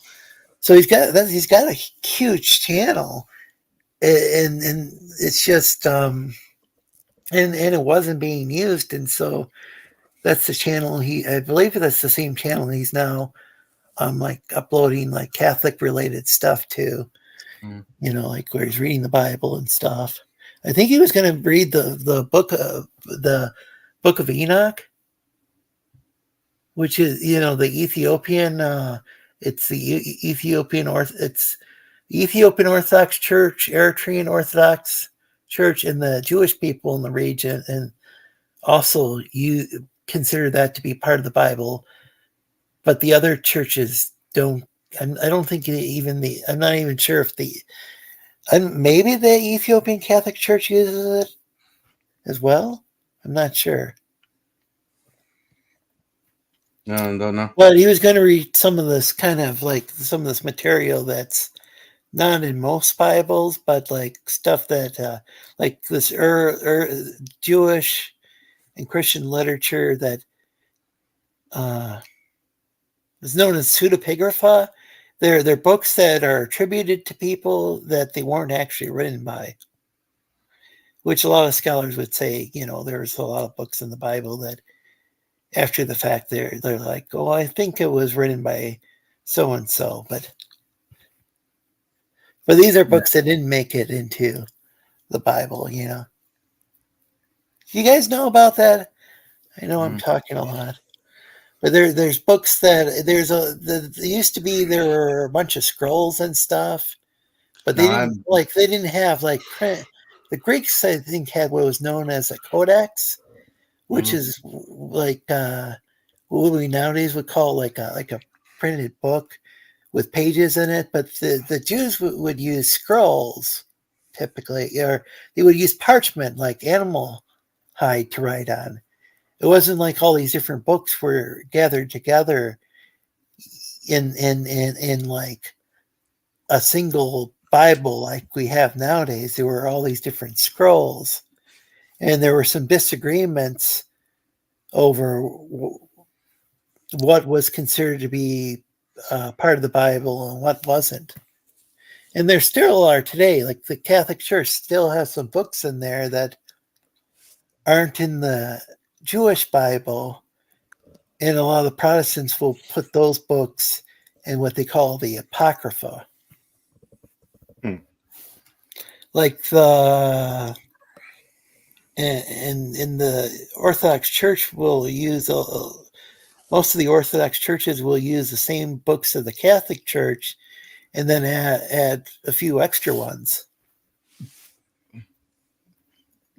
Like the Wisdom of Sirach or Ecclesiasticus. Because I think the Ethiopian Bible came before the King James Bible, I believe.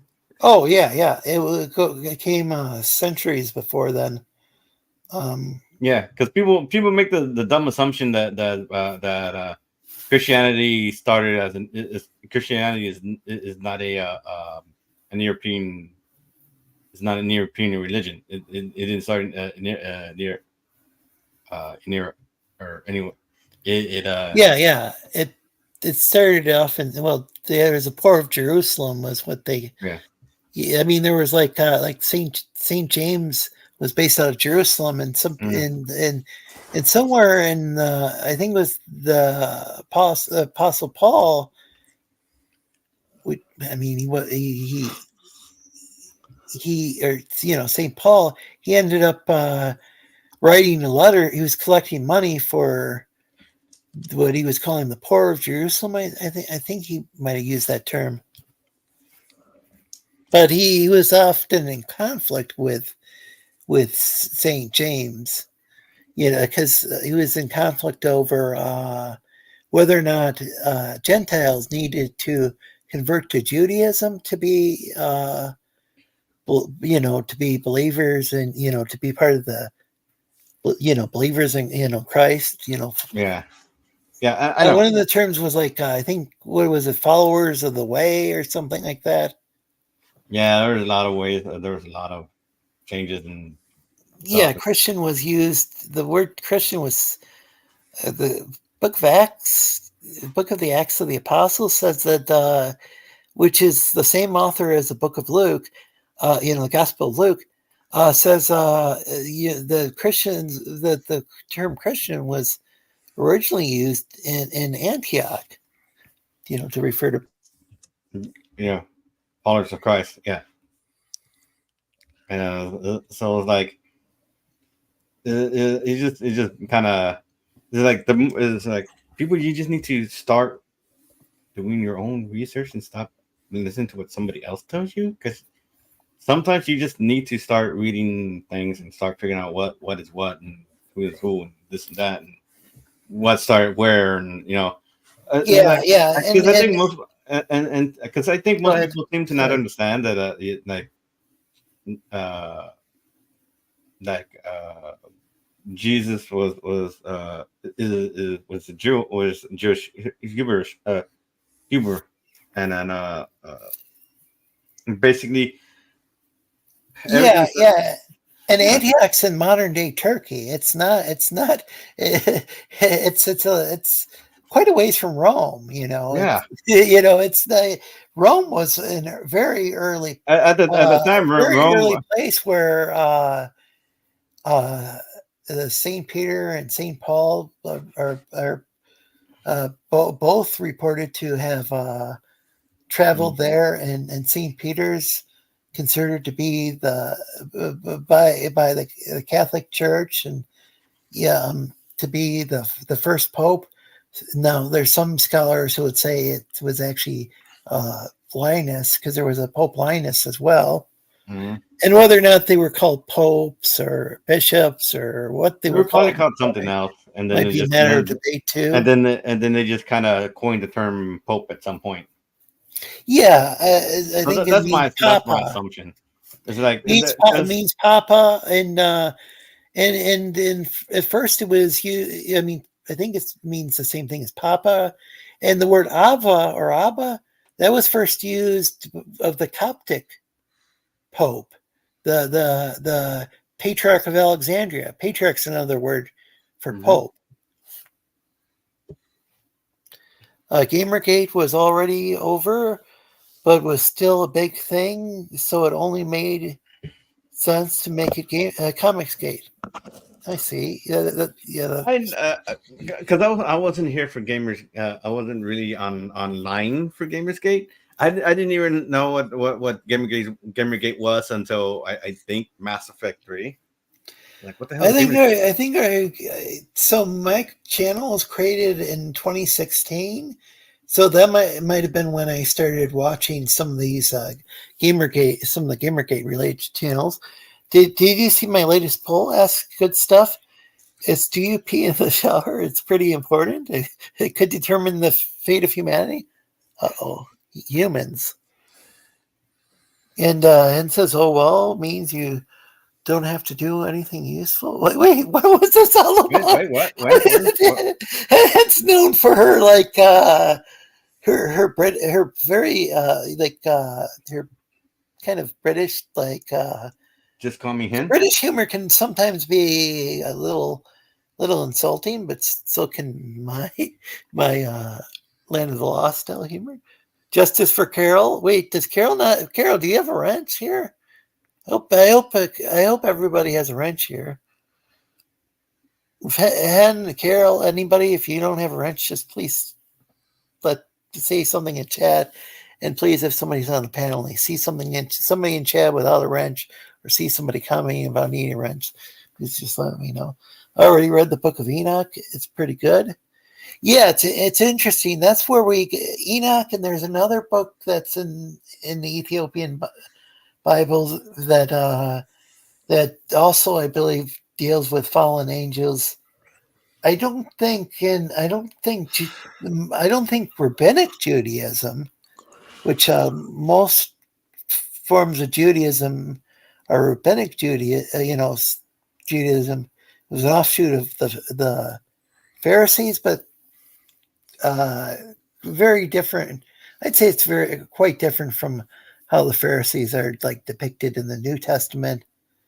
Plus, this was quite a bit later. But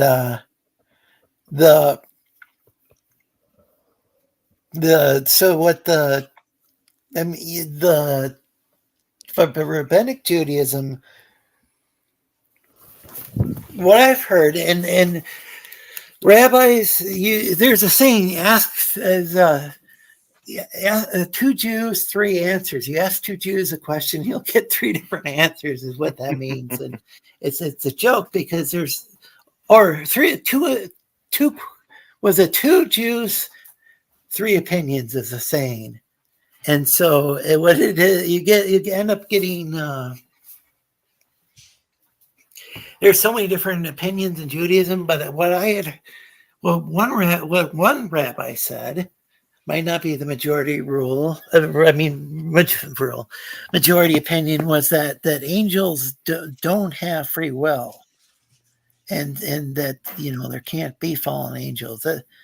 But there's all sorts of different interpretations of like, what does that mean with the sun? The part of there's part of Genesis where the sons of God ended up like doing the nasty with daughters of men, and some people say the sons of God were angels or children of God, or I think sons of God was a term. Some people say that it was righteous people who had mixed with like unrighteous,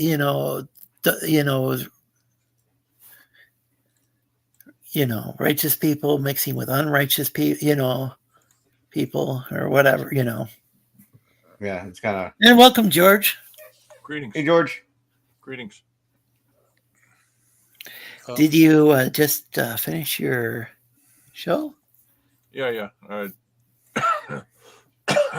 Just about an hour ago. I had to make a pit stop. Yeah, thanks for stopping by. Sorry I haven't been catching up with you as much. Catching your streams lately. Yeah, what the hell? Yeah, I had a relative who was in the hospital, but I still have been catching some streams, so They'll recover. I won't. Well, they did recover. Thank goodness. Because it was a scary situation. Oh, Good Stuff says I'm just here for the boobs and the punch. I promised boobs and punch here. I was promised boobs and punch. Oh, please like and share the stream. And I can't and no punching boobs though on stream. Yeah, we're not punching boobs, but it's actually probably a bad idea in general. So don't punch ladies. I don't think I have anything. The book of don't punch guys either. Don't punch each other, folks. The Book of Enoch was found in the late 1700s in Ethiopia, and after we learned it was No, I got nothing. quoted a few times in the New Testament. I know that the Epistle of Jude quotes it. Huh. Not canon. People make me laugh. Well, it's canon in the Ethiopian and Eritrean churches and Jewish communities. Mr. G, can you link your poll here? Yeah, folks, feel free to post the links in the chat. The Catholic Church stance on Scripture. Council of Trent canon is the canon, but there could be some more books they just haven't done a council on it. Well, the Eastern churches, Eastern Catholic churches, I think typically will use the Bibles that are from the region. Like I think they'll use like a Ukrainian Catholic church might use the same Bible as the Ukrainian Orthodox Church or whatever. So how you doing, George?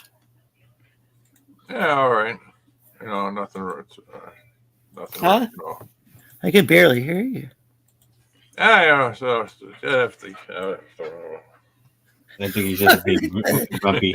Were those even words? I don't think so. He's being Russell. Did you say Dan Fraga? I think so.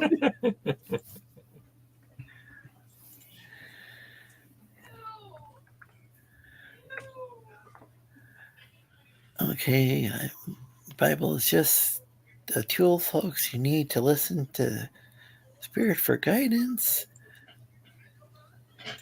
Laugh out loud, Caleb. You're not right. Laugh out loud. I don't know what he's talking about. Sorry, I don't know what she's talking about what he's talking about. The Enoch in Acts 8 is seen to be the creator of the. Hang on, guys. I'll be right back. Huh. Interesting discussion. Bible is a great storybook. I know how clickbait works, so let's roll the dice, baby. Ah ha ha ha. The poll of the century. So what was that about? Was that something about boobs? Good stuff. I'm trying to remember now. Babes.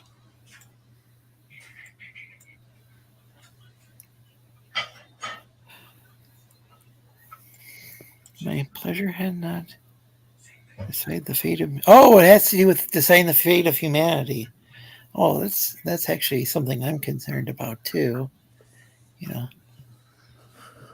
I don't know. Not here.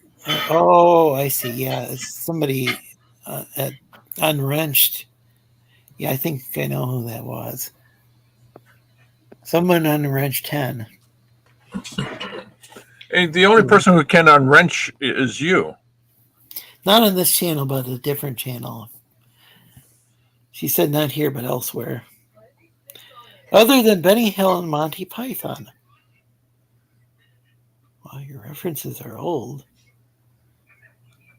And good stuff to the angels don't have free will in the same manner that we have free will. Once they make a decision, they stick with it. That's one thing I've heard. But of course, some rabbis will say another thing. You'll probably hear another rabbi say something else. There is no comedy from that era. I don't even know what's being discussed in the chat anymore.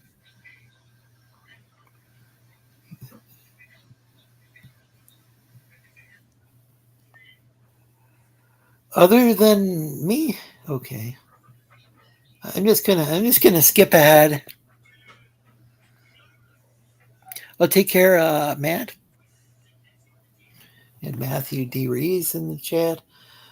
They are perfectly free. I think he's talking about angels. So Captain Cummings is talking about angels. They clearly saw the irrevocable eternal nature of their decision to love and serve God, and they made that good choice. And the choice has redounded their everlasting joy. Huh. Oh, check out Sarah Milken, Mr. G. Mr. Good Stuff. Loads of her stuff on YouTube. Interesting. Oh, okay. Good Stuff has a poll about peeing in the shower. No unwrenched Carol. I'm not going to reveal my answer to the poll. Oh boy. Peeing in the shower. That's, I don't know. I don't know what to do with this, George.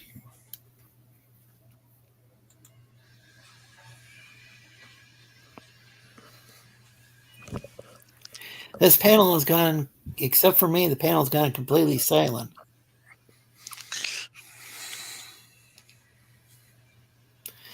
Hearing some sounds, not words. You were doing the shout out thing, and I had a question I wanted to ask Tech, but he's taking a call. The UK gave us John Cleese. Comedy debate over. What was that? You guys, any of you guys fans of John Cleese? He did. Not only was he on Monty Python, but Faulty Towers. Love that sitcom. Wait, who? John Cleese, I believe is. Okay, John Cleese. Okay. Yeah. From Monty Python and Faulty Towers. I love Faulty Towers. Yeah, that was funny. I binge watched that. Yeah. So did I. And I don't think there's too many series or seasons. There was 12 episodes. Oh, really? So it sounds like there was only one. Unless there was two. Like there was 2 series, but there were 6 episodes each. Oh, okay. Yeah. Some a lot of ones won't last more than like they might only have 8 episodes per series or season in British television. I actually think that's in the US. Sometimes there'll be like 18 to maybe 23 episodes or so, and then there'll be like a bunch of filler and stuff. So I kind of prefer the British way of doing things.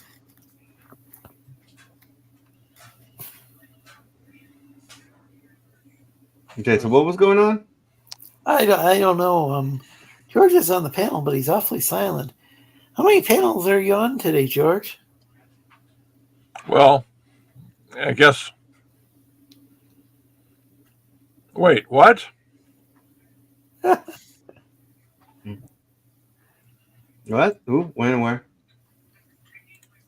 I got a serious lag between what is being talked and I got to reboot.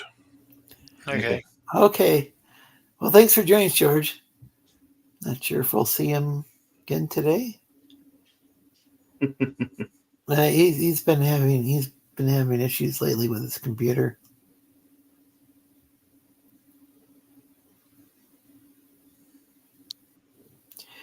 So it looks like both Carol and Han have wrenches. Okay, that's good. I thought they did. It looks like everybody in the chat has wrenches. If you don't, please just let me know. And slightly related comment, if only George was British. Interesting. Yeah. Quality over quantity. Yeah. I do respect that about British television shows. There was this one show where this woman would just go around doing drugs. And they had one about marijuana where she ends up going to Amsterdam, but she ends up trying to put it together. She goes into, she smokes a bunch of pot, and then she tries to she tries to put together some instruction manual. And then, follows some instruction manual, put something together, and they show that she couldn't do that. And she goes to this, when she's at the,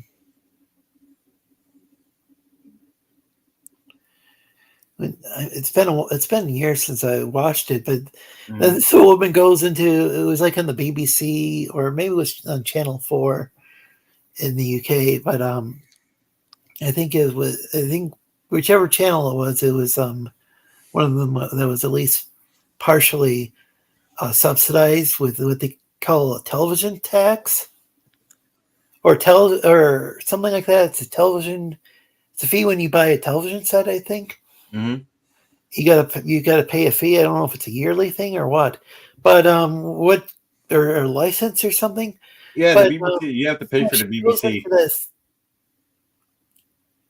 bar and like it's a coffee shop in Amsterdam, and I think she smokes an entire blunt by herself. And then later on, she finds out that there's different strains of weed. She didn't even know this. And finally, at the end of the show, she was injecting marijuana with like like some sort of experimental injectable marijuana, and then trying to drive a car on some sort of not on the road, but some sort of like private like track. And it was like, okay, this is like no matter what somebody's view on weed is, this is like some really weird propaganda. Mm-hmm. And this was on like so not all the shows out of the UK are quality, but like but having a lower number of episodes I do think is a better thing. Oh, here, yes, elsewhere, no. I don't know if she's talking about the television fee or what. It's someplace else where Carol needs a wrench. Yeah, I can think of a channel that it's run by a king. I've heard. I'll just say that, and the people are in the know, and that's all I'll say. We were talking, yeah. Carol just wrote that in the chat. It was a fun stream, Carol. Yeah, that was an interesting stream. I only caught part of it and got privated. Make sure to follow Carol Colors. Yeah, check out her channel. Sorry, you got punished for doing nothing wrong. Oh, yeah, I didn't understand what that was all about. Didn't check out the Hen's channel and hosts live streams. They're quite good. I think the panel like is typically all female. What? But What's all female? just call me Hen. But I'm subscribed to your channel. And thanks for using the word follow instead of subscribe because Follow me here. It doesn't like the S word. I think it's okay if people on the panel use it, but like if you use it in chat, I've heard it really hurts us in the. I thought it hurts us when we say it. Huh? Yeah, that seems like it would hurt us more, or if we're the ones saying it, because. Well, I don't know, for some reason the YouTube doesn't seem to mind if the host says it, but maybe, who knows, the algorithm's constantly changing, and evolving on its own. So I think, I think occasionally the folks at YouTube might kind of monkey around with it. No insult to monkeys. BBC is funded by the BBC, but the license is for all TV and online broadcasts. That's interesting. Yeah, I can't get I can't watch the BBC's online content or some of it I can't watch because I don't pay the TV license because I'm in the US. Damn, BBC is funded by the license. Sorry if you took any bullets that were meant for me, huh?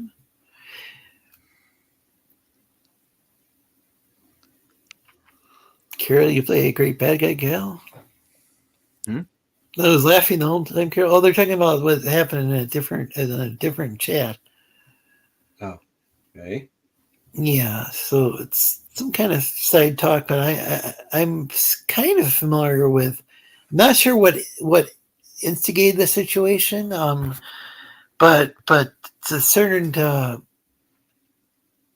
friend of mine did some very kind of some stuff I found very surprising, where he seemed like he unwrenched a bunch of women on his channel in the chat, and I'm not sure why he did that.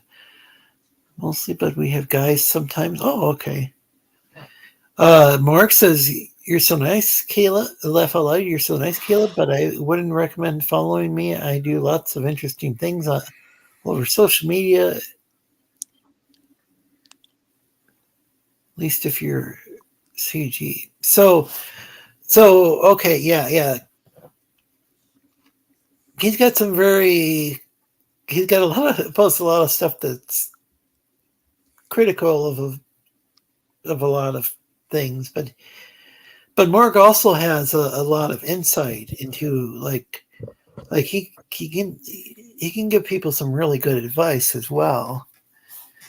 I mean, it's not always just trolling people. Sometimes he gives really, really good advice because Mark has followed a lot of these online communities or social cliques within the comic scene. Mark is a troublemaker. Stay away from him. Laugh out loud. Women are the devil, says Gary. Oh, I shouldn't have said that out loud. Shit. Oh, well, algorithm's gonna kick your ass now, man. Now. Telling him that what he was saying came across badly was what started. Also, that's why Vic started unwrenching people. Gosh, a few more viewing my mama. You don't tell me what to do. Laughing my ass out. Sorry, energized. I'm not a troublemaker, or am I? Laugh out loud, says that. Now, Mark, you cool, bro? Laugh out loud. Please like and share if you enjoy what you're watching, and try to interact with the chat and with the panel both. It's it can be a bit overwhelming, but I find it's very I find it very rewarding to hear all these different points of view. I don't always, when people are talking back and forth to each other, sometimes I skip over these messages. This just happens to be a stream. They're talking about a stream that I happen to catch part of, and I was wondering why, like, all these ladies in the chat, ladies doesn't offend people. If it does, I really can't help that. But a bunch of women end up getting unwrenched on the channel that a lot of us watch. And then when we were saying then what we were saying was confirmed by the person at the center of it, but we were the monsters. Huh. The monsters. And it's completely innocent. It doesn't work. So if I'm going to be treated like a monster, be a monster.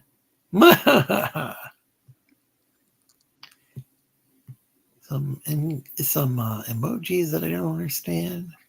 Right, you're right, Carol. Love trolling comes from the heart. Sometimes it's used to show the one who they really are. A mirror of sorts. Interesting. My trolling is because I want to make people cry, says Mark. Oh, wow. And oh no, the unwrenching was because I was hidden and unhidden, says Hannah. Interesting. Y'all got to understand what can be a bit and what is a bit. I love it all, says Caleb. Hen has made people cry. On second thought, I also want to work for her someday. Oh no! It looks like there's going to be an army, a hen army. Females, I am not a lady because I wasn't born with a silver spoon in my mouth. Oh, that's fair. It's okay, Kayla. You don't need to understand. Well, there's a lot of things about humans I do not understand. Humanity in general. I didn't make him cry. That was all Marco's doing. Wow, I didn't catch that. Wow. Tanya made him cry. Did he actually cry on stream? Or campaign or Etsy's did bits? Bits that were designed to make people cry. Wow. Makes you happy. Did she, Carol? I missed the part. So, yes, he did. Wow. So Margot did allegedly make somebody cry in Minecraft. Okay, I'm caught up. I don't know where we were. I got lost in what was going on. You just kind of went off on a tangent and like, okay. I was waiting for an opening. Tech, you said Major Nelson set Jeannie free. Did he just say she's free, or did he wish for it? Because Hey, I know. It said it. He wished her free, or he set her free. So I'm assuming he used his last wish to set her free. Well, I distinctly remember her giving him a whole bunch of stuff before he finally wished for Jeannie that speaks English, because he was trying to communicate his wish to her, but because she couldn't speak English, it was having trouble. I think it was probably because she was trying to like entice him, I guess. Well, she gave him a bird and a rowboat. Mm-hmm. Well, he was trying to wish for a rescue copter. Mm-hmm. Yeah, I think it was trying to figure out what Hill Rex, welcome. Anyway, I specifically remember in later episode, Roger steals the bottle, becomes Ginny's master, and wishes for a whole bunch of stuff. I don't know. I'm not sure. It just says it also says in the that here in the on the Wikipedia that he freed her. So I'm assuming what it means is that he's no longer her master, that she's free to go elsewhere or whatever. But Wikipedia here, it specifically says he tells her she is free. Mm-hmm. Okay. But Jeannie, who was falling in love with him at first sight after being trapped for 2,000 years, enters her bottle and rolls into Tony's duffel bag. She smuggles her. I don't know. I don't know what the rules are for genies in the show. So I'm going to assume she can ignore wishes. Some wishes. Well, when considering Roger takes the bottle and makes wishes with her. Oh, hold on a second. Comics Cake gets pretty rough. This is why I've been wearing a helmet since 2020. And Hail Devil Flyer, welcome to the chat. Go ahead. Yeah, go ahead. So so it's kind of giving. Wait, Mark was not Mark, but so the show. Wait a second. It wasn't Gias was talking. Sorry, Gias, go ahead. Well, Roger steals the bottle, goes crazy with the wishes. Wishes for a nice house. A lot of money, new uniform, all that stuff. Mm-hmm. And that caused NASA to become suspicious. He's selling secrets to foreign powers. No. Yeah, because some people don't know how to make simple wishes that don't attract the attention of other people. Well, Dr. Bellows keeps thinking something's up. Like he thinks Tony's either crazy or hiding something, but because of never Gene's gets to prove it. Anyway, Roger eventually caves and gives the bottle back to Tony so he can fix everything. Mm-hmm. Of course, as soon as he does, Jeannie just goes off and just undoes everything, and without really being given any detailed instructions, she just changes everything back. Yes. Mm-hmm. And that also includes Roger's uniform, which disappeared while Tony was listing off all the wishes that she was undoing. Yeah. So Mark mostly likes cat and lizard men. That's so good to hear. I guess the show kind of contradicted itself with that bit, because if Tony freed her, then Roger shouldn't have been able to use the bottle to make her do anything. Well, from what I was reading, it seems like there was an ongoing, like whenever the bottle is stolen, whoever uncorks her, becomes her new master. So, So wait a basically, second. so Who ended up marrying her? The Well, first Tony. one? well, she ends up marrying No, Tony, the but second one? Well, Tony is the one who found her. Roger had her for a day, and he kind of became the secret keeper after that because he was aware of Jeannie and generally doesn't try to exploit her, though it seems like he does that every so often, and it comes back to bite him. Oh, and Hen then doesn't need to wear a helmet? She has a rough so head? The TV so landing on it didn't even make a dent. Wow, that's... Oh, boy. Sorry to hear that. But I'm glad... I'm glad to hear there wasn't a dent, though. Go ahead. so like I said, it sounds like it contradicted itself, or maybe the way it works is that he can wish for her to be free from him, but as soon as someone else picks up the bottle, that person becomes the new master. Either that or she bound herself again when she put herself back in the bottle. Yeah. Huh. And didn't realize it, I guess. Mm-hmm.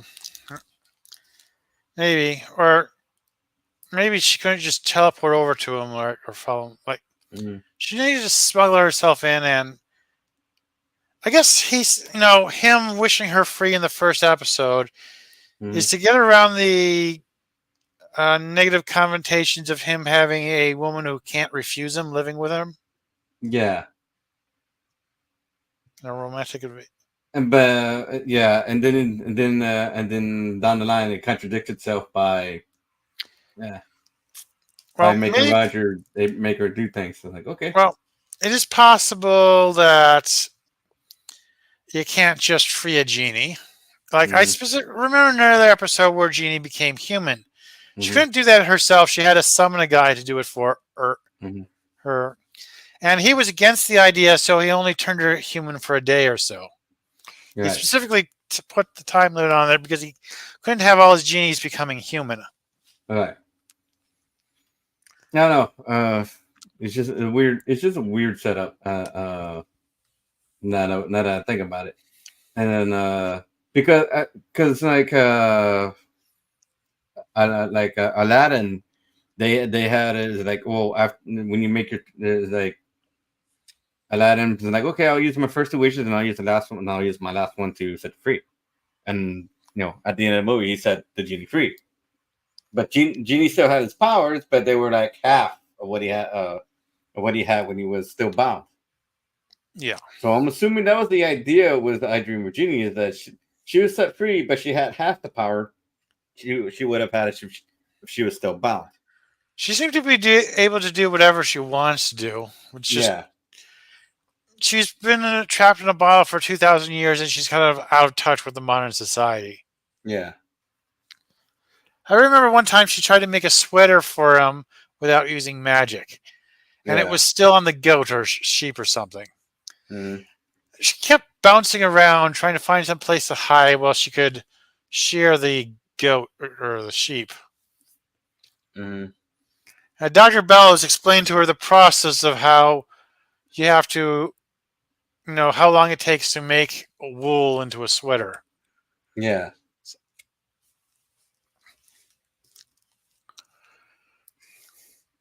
Of course, Tony's attempts to get a present for Jeannie also failed, so she was glad to hear that, and her own attempts didn't work, and it's kind of canceled out. Yeah. Oh, it's just writing they just had to figure something out, I guess, and so I guess they were running out of ideas, and they had Roger. Look, let's get Roger to do stupid shit. Oh, wait a second. Hey, Tim Bergrini, too. Welcome to the chat. He says, sorry for that interjection, but man, I haven't heard of him. I think you'd find, if you haven't heard of him, I think you'd find Trotsky, the creator of the Red Army, quite interesting. Oh, yeah. I've run into some Trotskyists or Trotskyites back in the day online. they're an interesting group of communists. But yeah, the Trotsky is featured in what is it? Orwell's Animal Farm. As I'm trying to remember which character he's in there, but it's like his family heritage is special. Oh no! Wait, is he Jewish or something? Is it head scratch? What's a head scratcher? Probably not stream material. I hope you're all having a great evening. What is that 07? What's that 07 mean? I'm trying to remember.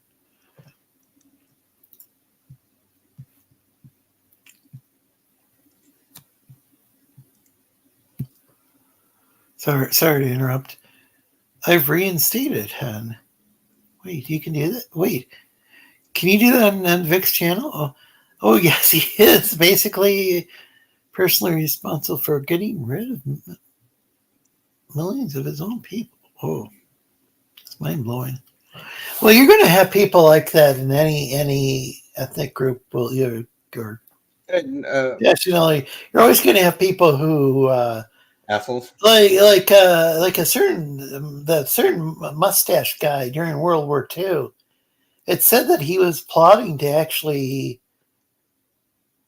I don't know if he was like destroy an entire city in Germany or something, just because you can. Because he was losing the war. He was gonna. It's hard to tell because there's some mystery surrounding. Like, I guess what story I've heard is he was in a bunker and he unalived himself with a gun. Mm-hmm. But I had heard in some sort of documentary that he had in Minecraft, was plotting to get revenge on the German people. Apparently, a lot of Germans in Minecraft. Not sure who Jay Dalla is, but man, I always knew the Bolshevik thing was funded by wealthy Englishmen. But I had no idea the history of it. So Henry Ford, this is well documented. Henry Ford published what was known as the Dearborn Independent, which was a very anti-Semitic newspaper. The Ford Foundation, I believe, has engaged in a lot of charitable work, and because I think his family was kind of not too proud of some of the things Ford did. I mean, he did. As far as bringing the assembly line to making cars and stuff, making affordable cars, like the Model T, that was quite an accomplishment. Must be said there was a mustache guy in Germany who commissioned the Volkswagen bug or beetle. Can't remember which one's the official name and which one's kind of the nickname people use. But the Volkswagen means the people's car. And that mustache guy also built the Autobahn, which the U.S. interstate highway system was based upon. That doesn't mean I praise the guy or anything. It's because he also killed. Let's just stop talking about the. And unless you put your foot in your mouth. The people who were his his own citizens. Though it might have stripped them of their citizenship or something. When you can think about having Germany having great scientists like Albert Einstein, and then losing that to America, losing one of the most brilliant scientists ever to America. Well, not all of them are good people. So So we'll probably should probably need to stop talking No, about that. Man.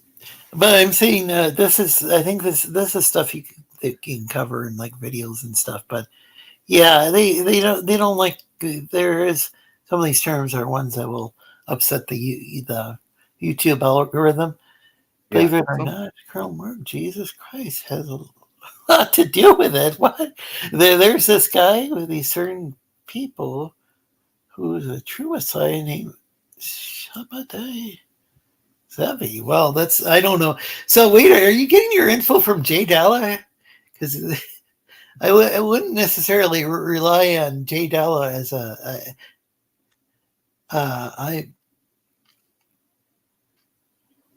haven't gotten, like, I don't think I've had any arguments with Jay Dalla. I'm just not sure he's like the best source of info. He's got, because I've heard him say some stuff about my friends that was not at all true. Sorry to change the subject. Was you guys drawing here? I believe who was. Oh, I have no idea who Jay. Oh, I thought you said it was Jay Dalla. There's no idea who Jay Dalla is. Was he on the panel? Oh, I thought you mentioned Jay Dalla earlier. Oh. No, I'm working on my comic right now. I'm halfway through it. Halfway through the. You've got a blank page on the screen. Can you show the page from this comic for him? Sure. Yeah. Or I should have said, "Would you please?" I don't like the whole thing. Can you do? Or the thing is like, or actually, I phrase it even a worse way. Would you? Would you? I remember in school, a teacher asked me, "Would you like to pass me something?" And I just said something like, "No," or "No, thank you," or something, and got sent to the principal's office because that's how autistic I am. I thought that was an actual question. Because it's intended as and I even use that sort of phrase like, "Would you like to do that something?" to be polite. But the thing Would is, you please? it's Would you kindly? I just out and out. No one? Huh? Would you kindly? No one? What would you say about no one? Would you kindly? I'm assuming you're referencing something. Yes. Oh, that's another one of those phrases. I think. Oh, I see. So Morg had posted an image, and So I am referencing something. I don't know if anybody's catching it yet. no, you were referencing like weren't you referencing like I was talking about? Would you? When you were talking about yeah, but it's a phrase that some people have heard. It's from a video game. Oh, would you kindly? I'm not sure what that was from. Would you kindly explain? Please, kindly explain. Yes. Do you know what I'm talking about? No, when you said it was a video game, I was like, I pretty much ruled out anything I could think of. Like, I was thinking it was a movie at first, and then said it was a video game. So okay, good sketches, my man. Says okay. It was used as a hypnotic trigger to essentially get the player character to do what somebody wanted. So every time they say they need you to fix something, they would say, "Would you kindly?" and then followed by what is it they wanted you to do. What game was that? Chat, do you know? Because I want to tell them, but I want them to try. I don't think anybody's gonna guess this, but we can. If there are some gamers in the chat, I can tell it's gonna be dope when done. Oh, because what Tim said is good sketches, my man. Yeah, thank you. Okay, it's gonna be dope when it's done. Yeah. He's redrawing this, right? You had quite a bit of it drawn. I'm not sure. Yeah, I'm about halfway through. But I'm saying when you restarted. Yeah, I was like maybe 1/3 the first time. Okay. No, actually, I take that back. I was finished with that one, and I just like, you know what, I can make this longer and better, and then I restarted. It reminds me of TJ. Can I finish? Can I finish? Okay, so I guess nobody figured it out. It's from BioShock. Oh, I never would have gotten that. So I don't even know what you're talking about. Yeah, I know next to nothing about Bioshock. Well, it's BioShock. Okay. BioShock. Yeah. Which basically BioShock game was that from? the way they would get they would get your player character to do stuff or to go off on missions is like, would you kindly go look for so and so thing?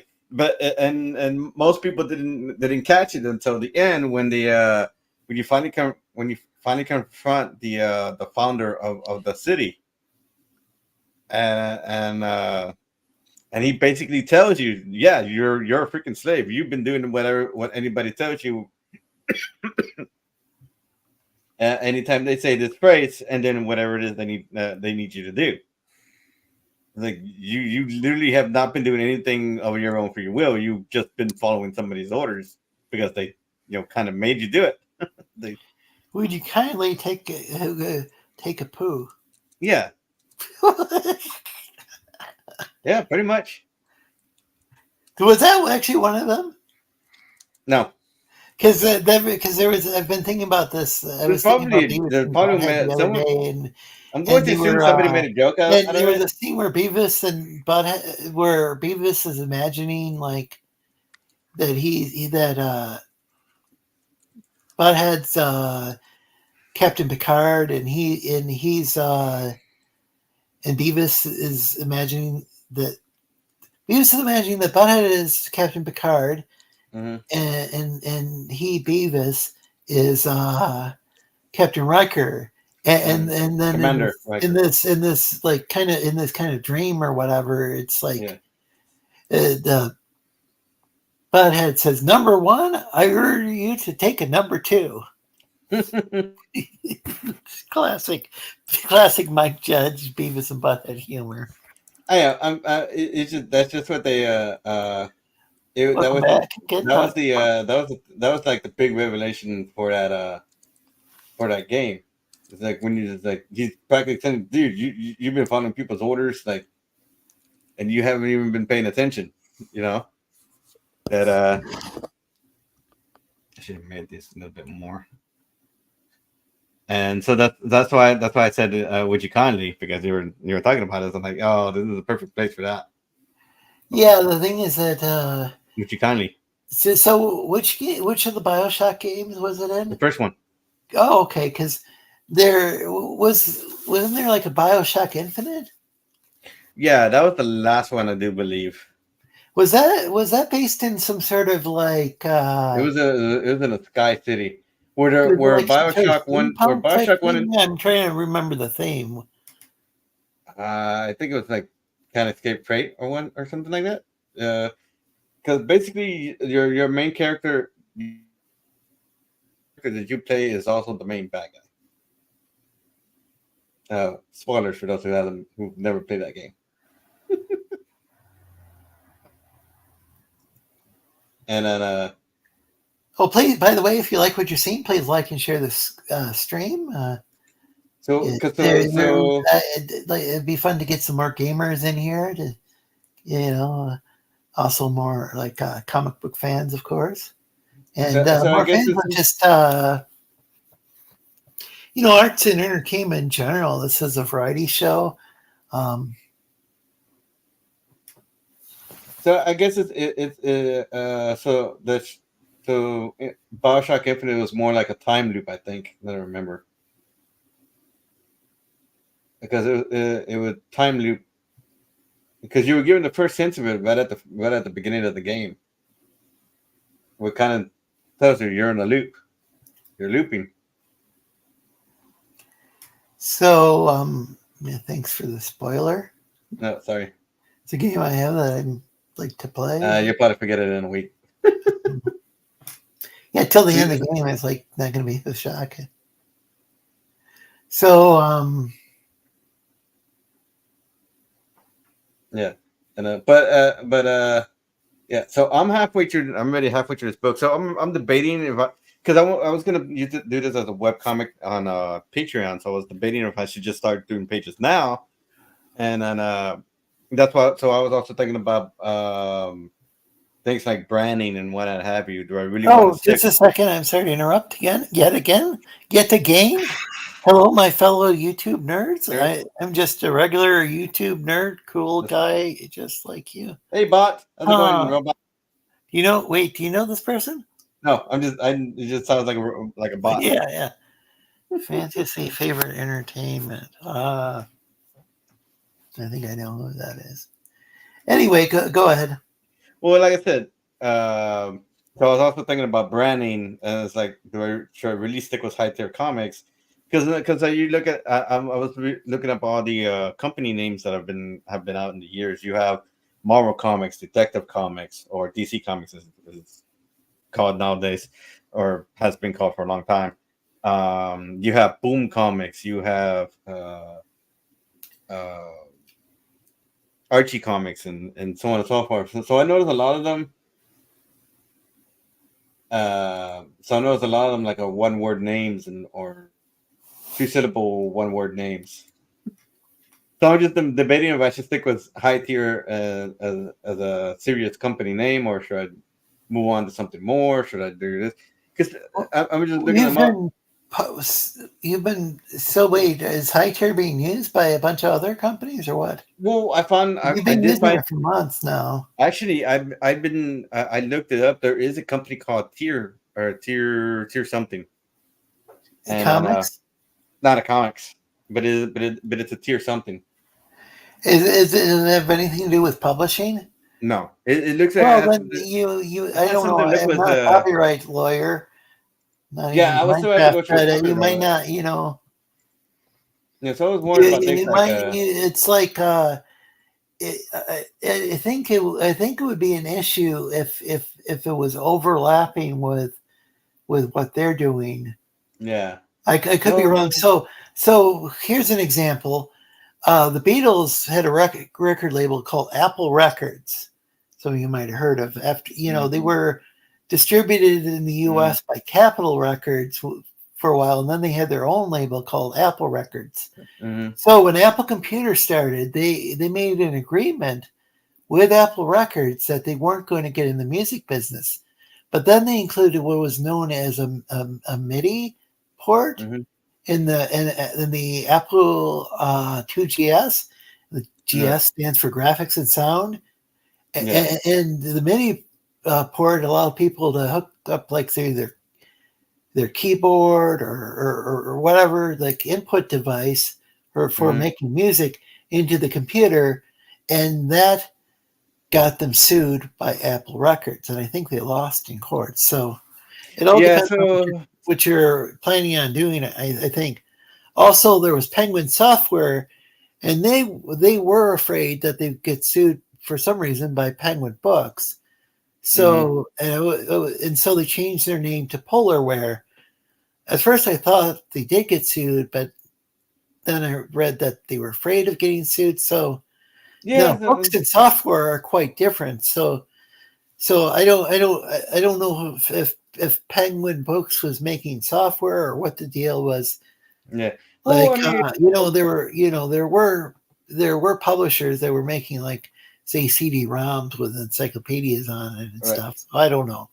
So you might want to check this out with an expert on copyright law or trademark law or whatever this falls under. Right. I mean, because I did, like I said, I did look up trademarks and some copyrights, and the thing is I just kind of want to avoid getting even the remote chance. But also at the same time, it's like would people like having something called high tier comics or would it will people make fun of the title high tier comics and what I have? So I'm just thinking. So I've kind of been writing down ideas for publishing titles, a publisher title or a comic title. Okay, maybe you could do like a YouTube. I mean, a Twitter poll. I don't know. Yeah, it's something I was gonna do. because one of the ones I have. Because I don't know if like I think if we go about this too long on the stream, it'll probably like Yeah, it'll turn into something else. like No, well, like I so said, sorry. but back to the other part of this. So I think, like I said, I want to put this on Patreon, and so I figured I just I kind of start pages, and since I'm already like halfway through what I'm already doing, and I'm still drawing pages, and then so what I was thinking is like not only just put this, but also put all the previous stuff that I have made for it on there as well. So like, hey, this is all the content I made for it so far. A lot of it is in a work in progress. A lot of it is yes and a no, and a lot of it is changes over the time of what I've done for characters, models, and what have you. Okay. And, okay, so this is okay. But so that's what so Tim is interested in that. It's like sounds good, but so. Mm-hmm.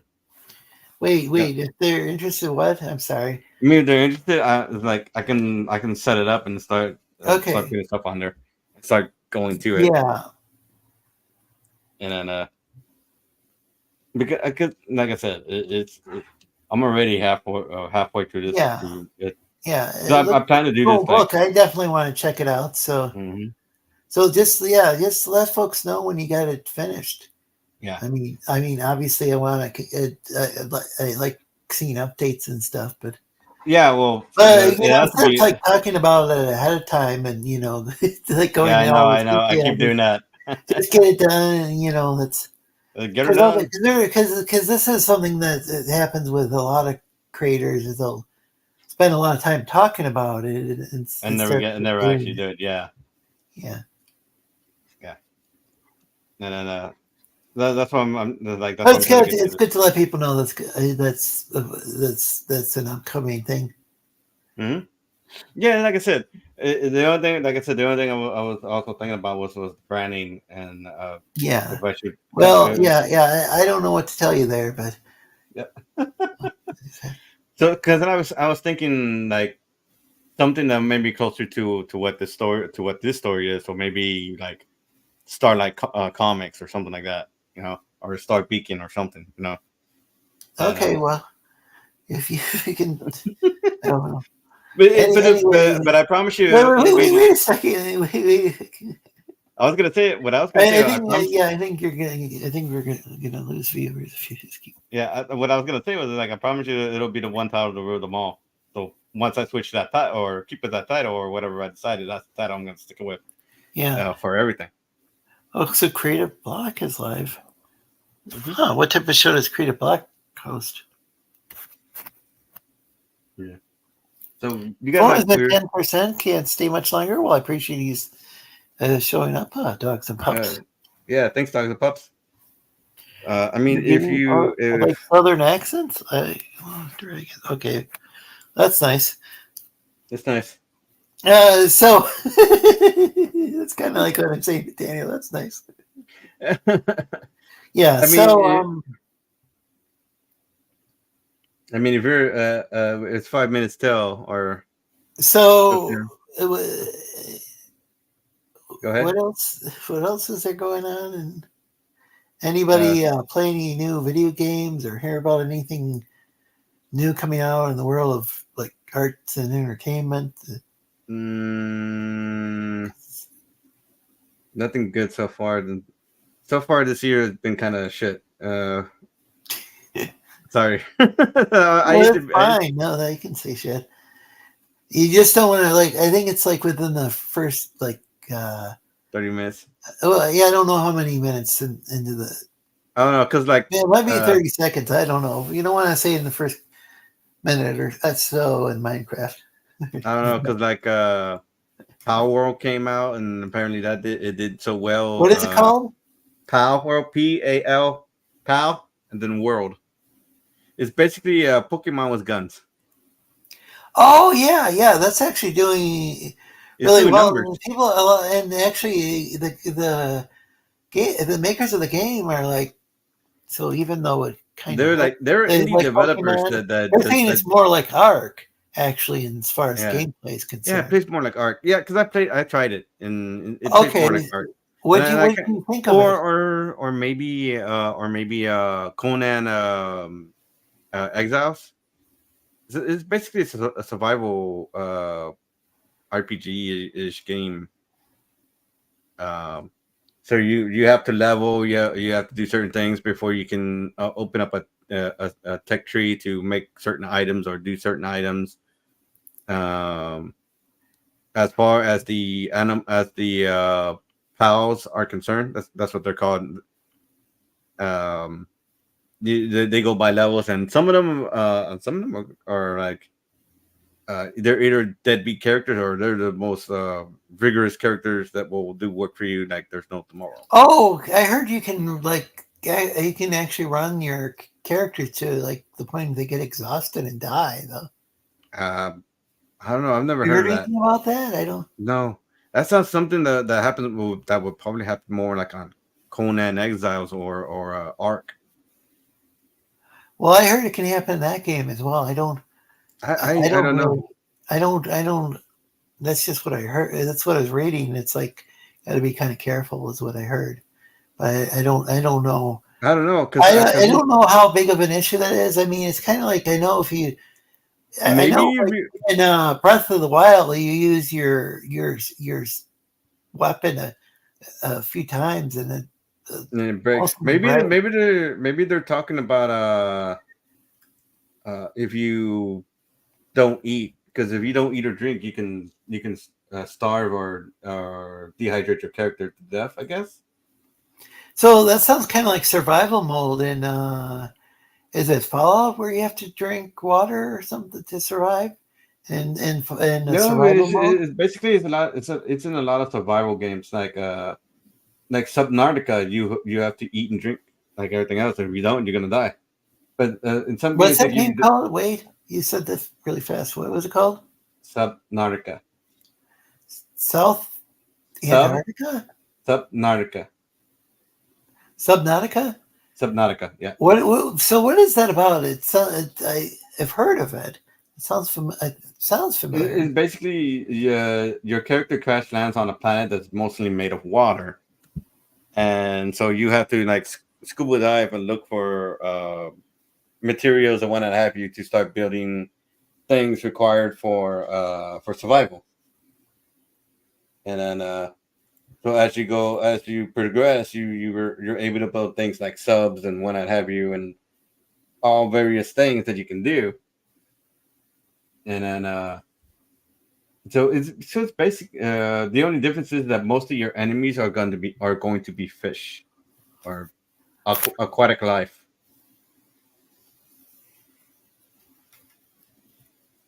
And then Huh. yeah, Oh yeah. So that was they have two. They have So that was the sea game, right? yeah. It's an undersea survival game. Like I said, you crash land in on worlds that is mostly made of water. Um, it's water that you can survive in for some reason.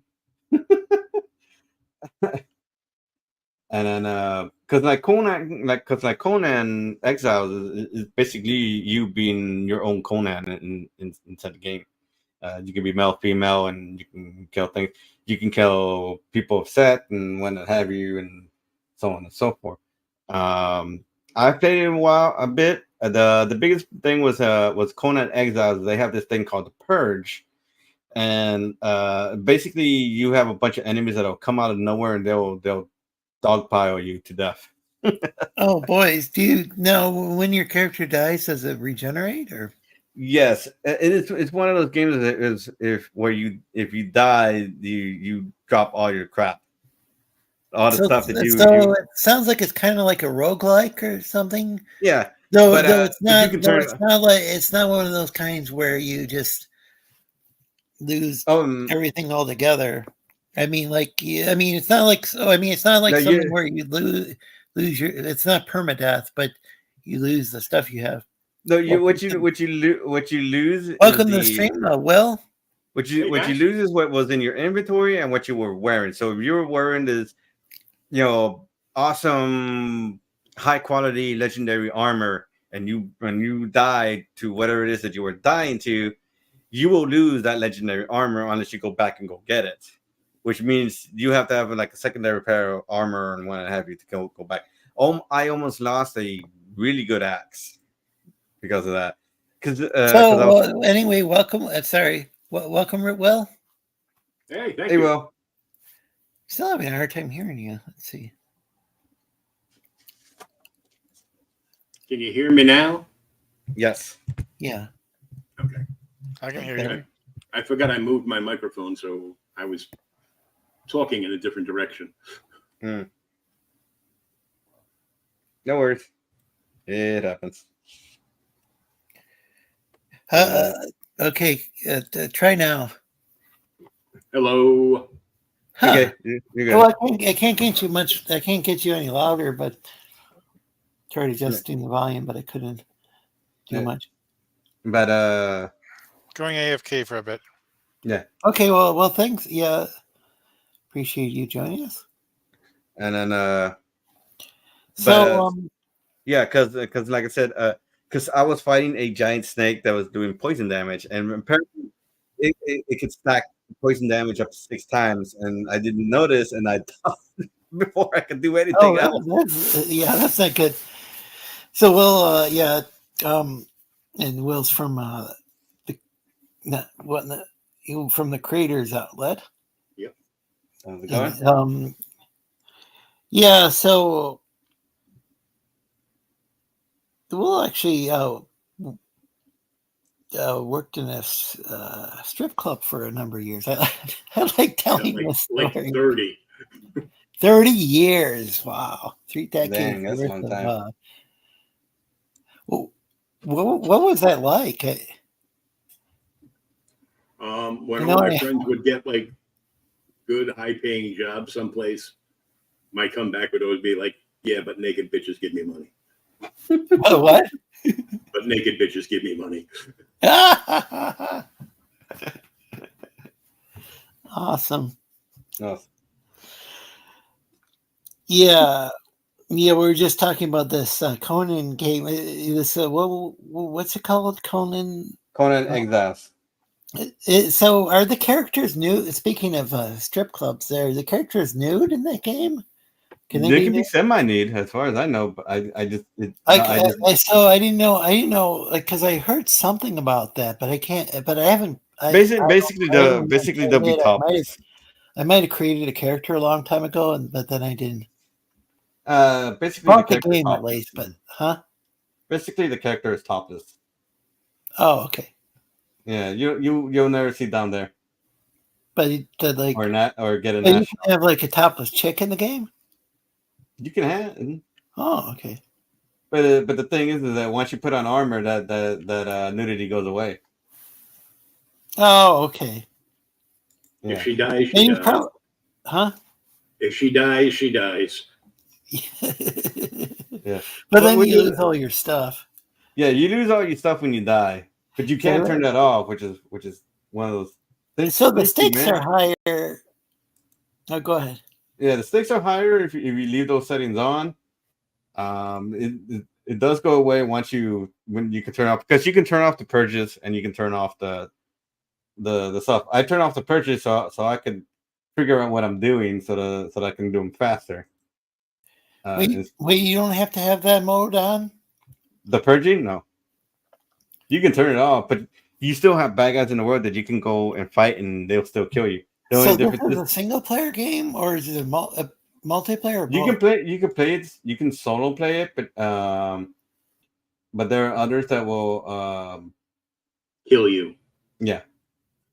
So because it has a PvE, it has a PvP. So you can't play with, you can play with others, or they can play to kill you. It does have its own mobs, which is why I was talking about the snake. So the only difference is with the purge is that the mobs will come to you instead of you to them. And then so that's the thing with the purge. So I just turned it off because I didn't feel like having them come to me and wreck everything, and then I have to rebuild again. Because I better not have to waste time rebuilding everything. I'm back. Come back. Welcome back, Ian. Oh, by the way, yes. Did you need the PayPal for yesterday? Oh shoot! Since it was so late at night, you finished it. I forgot about it, and I had some. Well, I He had got this some not safe. project. Yeah, he got not safe for work for some for. Well, he got something, and I finished it last night. And After I had gone to bed. Yeah, after he had gone to sleep. Because I thought he was so up. Well, I had gone to bed. I wasn't asleep yet. I had turned off my computer and crap. Yeah. No, it's just no. Oh, I just did something. I don't know. It's just, some people it's been forever since they commissioned me for something, and they're like, "Hey, I forgot the email. What was it?" Here's the email. Like, hey, do you need my email? And I'll ask before they do something because I don't want them sending it to an address that doesn't work no more. Well, it's still the same one you always use, the Vega graphic design and illustration. Yeah. Okay. Yep.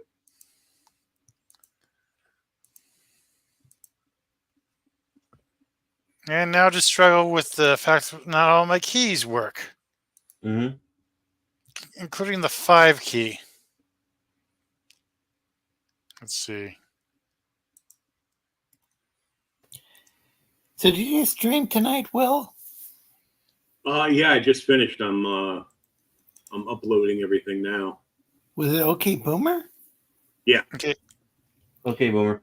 3 characters, 45 or 2 characters is 45, right? Yes. Okay. This is only black and white. This is line art only. Yes.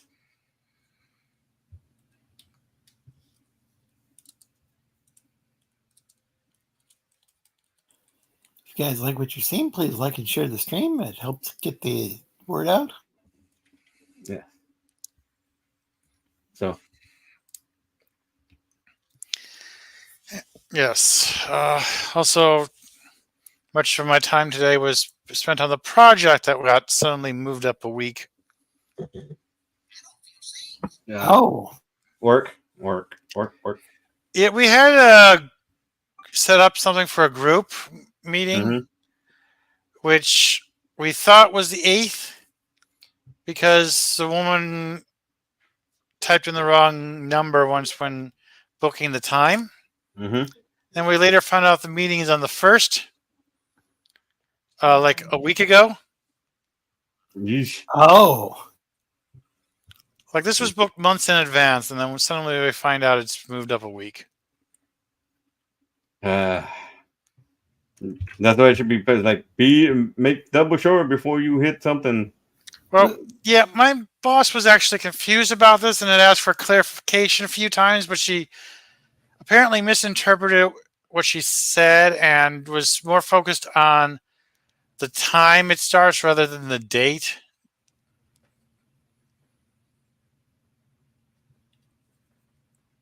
And at one point, she absentmindedly said the 8th.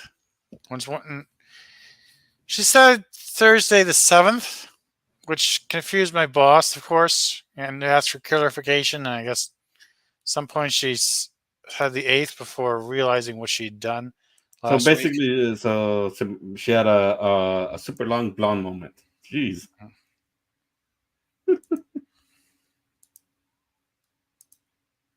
No, that's okay. We all do these stupid mistakes.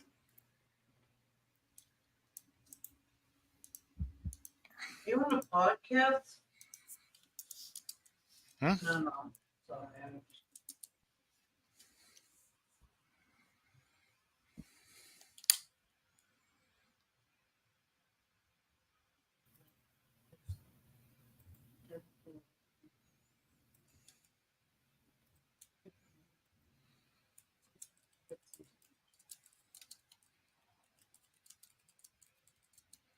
And then so that sucked. But yeah, as far as because the Power World also does the same thing. They have a purge I don't know what they call it, but it's the purge system itself, and you have eat and drink system too. So you have to eat and drink to I guess to keep your character alive. But I never heard of characters dying from draining the stamina bar. Okay, I know you so get I heard that fatigue in whatever the not Pokemon game, whatever it's called. Conan. No, because No, the one that looks like Pokemon, but it's more like Arc. Pal World.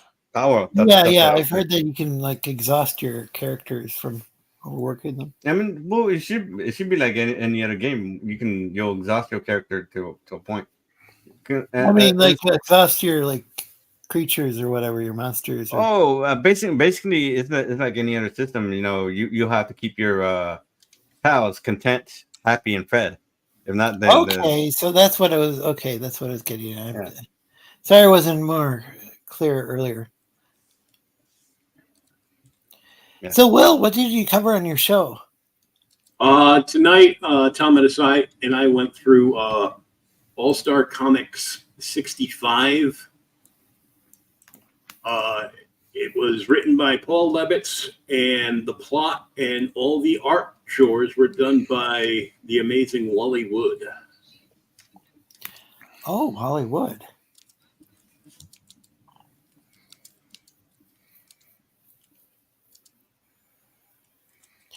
So, okay, Boomer is a show where are these like these are books that have been, are they like, all back issue stuff.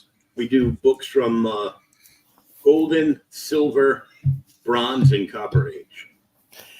And are these books that have been republished or classic or both? Seemed like one was like a lot of the Golden Age stuff. No.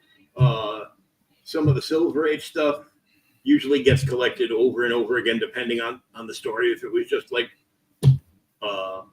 repackaged or reprinted. Yeah, like put into like a trade. If it was like a issue story arc, a lot of them aren't, but it's still cool to go through and see. And now, definitely.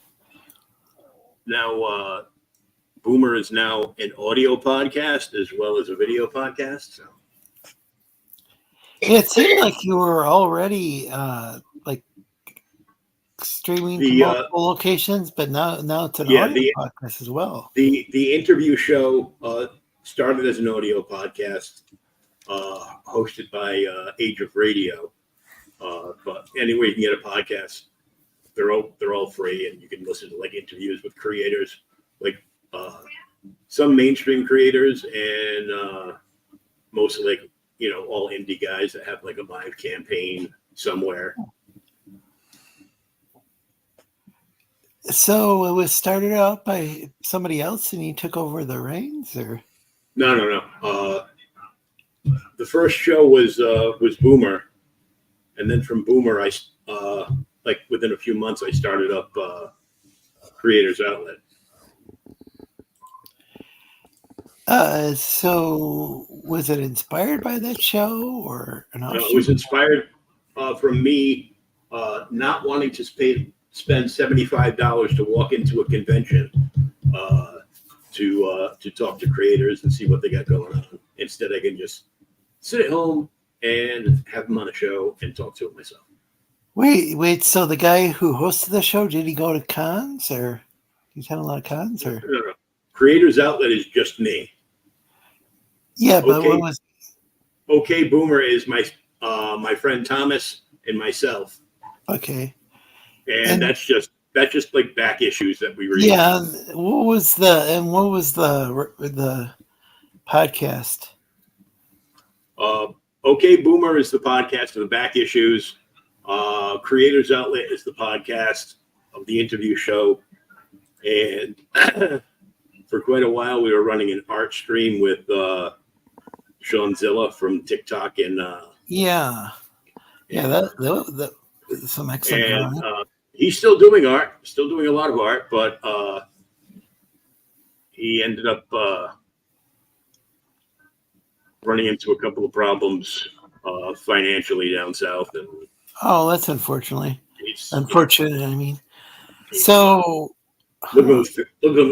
him and some of his kids are living with his dad right now. So, but oh boy, So are you so did you but you said there was another show that was an inspiration for you or No, you just or did I get that wrong? it was 2020. Everybody had a podcast but me, and I was like, well, the hell with that.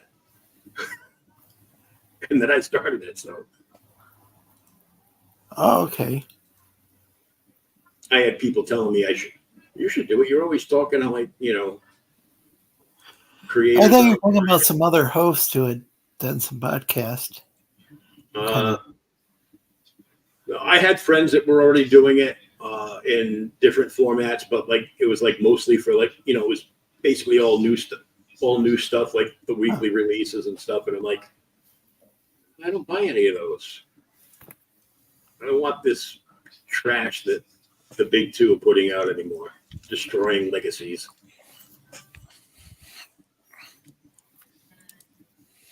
All I buy is back issues or like, collected omnibus here or there. But only if it's cheap enough.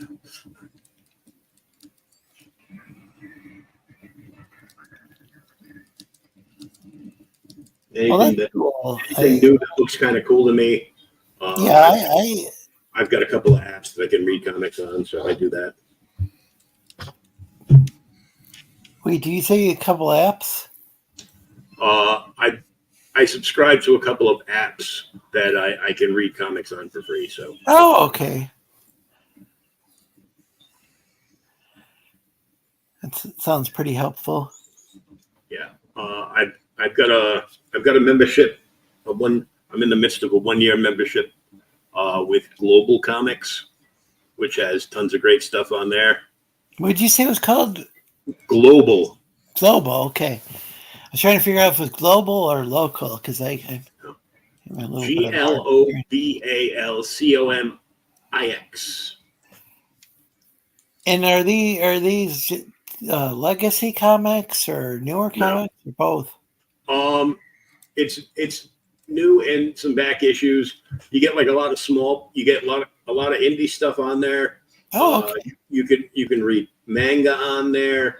You can read stuff from Viz on there, web comics on there. There's I read a lot of the horror stuff from Mad Cave Studios is on there. There's a bunch of Image stuff on there. Oh, really? Wow. Boom Studios has got stuff on there, and lots of indie creators. Yeah. I mean, for like it's one of the bigger. It's not one of the big two, but it's one of the bigger indie companies. Well, obviously, Image is. Yeah, Image isn't an indie company anymore. It's mainstream. Yeah. Has been for years. So do they have anything from the big two on there? Nope. They probably are off doing their own thing. Yeah. If you want to read stuff from them, you have to separately subscribe to their apps to do that. So is there quite a bit of good indie stuff coming out on there? Yeah. It lets you go through and like set up your profile, and it will recommend stuff to you. So if you like certain publishers, like I like Mad Cave Studios. So if you like Mad Cave and Image and different indie creators that have their stuff on there, you can put them on your list, and if they release something new digitally on Global, then it'll give you a notification. So I get like 3 to 5 notifications like a week of like new stuff dropping. So I just read it on there. Well, that's pretty cool. And I got the subscription. It was part of a all-encompassing digital tier. I was going to ask about the price. Yeah, it was. If you just go and buy a membership for it for the year, it's like $100. But they do deals throughout the year. I got it on a crowdfunder from John Hervey, who is the publisher of Beyond Time Inc. And he's got like 3 or 4 different titles going on. So I pledged on the all digital tier, and I got the global membership for free. For backing a comic? For backing the digital tier of everything that Beyond Time has published. So, what is Beyond Time? Is that a comic book company? It's an indie publisher, yeah. And then was that quite pricey to get? Like, I think it was like $35 for everything they published, as well as this, go on a platform. You go on a platform and you just read it all. The only thing it doesn't have on there is the most recent issue he's done. But when he does his next crowdfunder, that one will end up going up. So like sometime this year, the final issue of that will be up so I can finish reading that story. Well, that's kind of like with some of the streaming video services. Like Hulu, you got to wait a day. You get Netflix, you sometimes have to wait entire season. You're not always going to get the newest stuff right away at the same time, but you might save money. Nowadays, I don't know if you really do save money with Netflix, but it sounds like you save a ton of money with this. They raised all their prices. Netflix raised all their prices, and if you didn't want to pay a higher tier, they offered you a lower price tier, but with commercials. What they don't tell you is with that lower price tier with commercials, you can't watch everything on their site. Are you talking about Netflix? Yep. Wow. Yeah, I didn't realize that there was one with. I might have seen that there was one with commercials and just skipped that. Yeah. Well, I didn't because I'm like, I grew up watching commercials with everything. Don't care. Commercials are for bathroom breaks and yeah. Fridge. But then you realized you couldn't watch all this stuff. Because it's a cheaper tier, it's only $6.95. I wasn't about to pay them $20. Oh, I see. Yeah. I see what you're saying. Fuck that. And then I clicked on I think it was Wesley Snipes' The Equalizer 3. I go, oh, this looks cool. And I pressed the button. You cannot watch that at your current tier. I couldn't watch the Across the Spider-Verse, which I don't care. Wait, you couldn't see the Equalizer 3. What tier are you at? Are you tier on the ads? Yeah, the cheapest one. $6.95.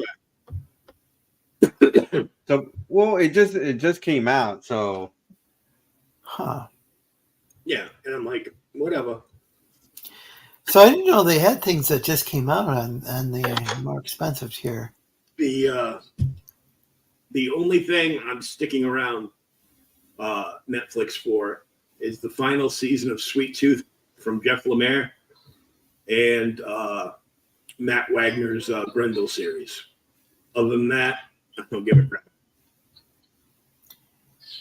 I like the comedy on there. Yeah.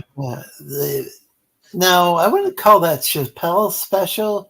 I wouldn't call that necessarily like a traditional comedy act. That was more like long form storytelling. Yeah. Which I like that as well. It's just it's interesting that his act has kind of evolved in some different direction than just like straight up comedy. It wasn't like joke after joke after joke. It was like I think he'd add a joke when he felt like it would like add to the story. Mm-hmm. Now that they know Comedy Central on YouTube, they have a long form I think it's Comedy Central has this long form storytelling. So I saw comedian Joey Diaz, and he was telling this story. I don't know if you guys are familiar with him, but I've heard the name, but pretty intense Cuban American guy who started, and I mentioned that because it's a big part of it of his comedy is talks about growing up like family was like Cuban mobsters. Mhm. I think it's his mom who ran the numbers is what it's called. I'm not quite sure exactly what that is. Gambling. Gambling. Yeah. And he learned in the way he learned Spanish was like learned how to count in code. And so like Wow. So the form of Spanish he speaks is kind of unusual because it's like how they would speak on the streets when he was a kid. That's different. Yeah, he talks about going to Spain and boy, like not gonna stereotype all Spaniards, but like in the case of his family, like one of his relatives really looked down upon him because he was speaking this other form of Spanish. I try to remember. Like street lingo. Yeah, and also, like a street lingo variety of Cuban Spanish, like an American street lingo version of Cuban Spanish, which is different from, was it Castellano? Or I'm trying to think of what's.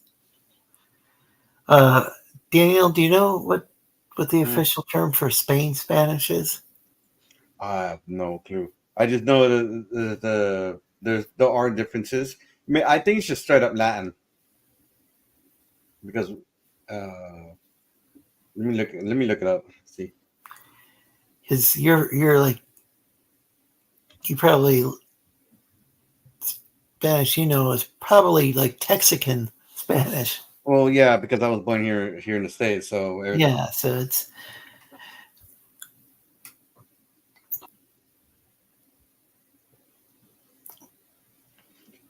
Spanish is still technically the majority spoken, but the thing is that we probably use more of a slang than what's spoken in Spain. And it's like I said,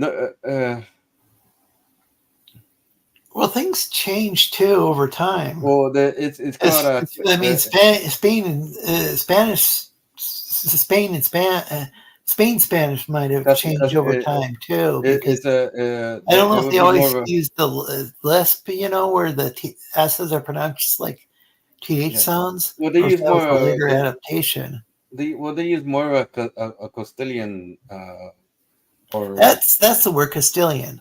Castilian. They use more of a Castilian version of. We probably use some, like I said, we probably use more something more different because we adopted different words and use them different. It's used differently in Mexico than it is here in the States. And then here in the States, we twist everything at this point. And so who knows how much Backstreet mine is or the version I speak is. Yeah. So I mean I've heard there's villages in Mexico where they're speaking like something that evolved from like a real old school form of Spanish. Might not be pronounced. I mean, it might not be. I mean, languages like evolve and change over time, so it might not have remained like static or anything. There's probably changes that happened, but it was like a branch. I've heard that there's things that were branched off of like older forms of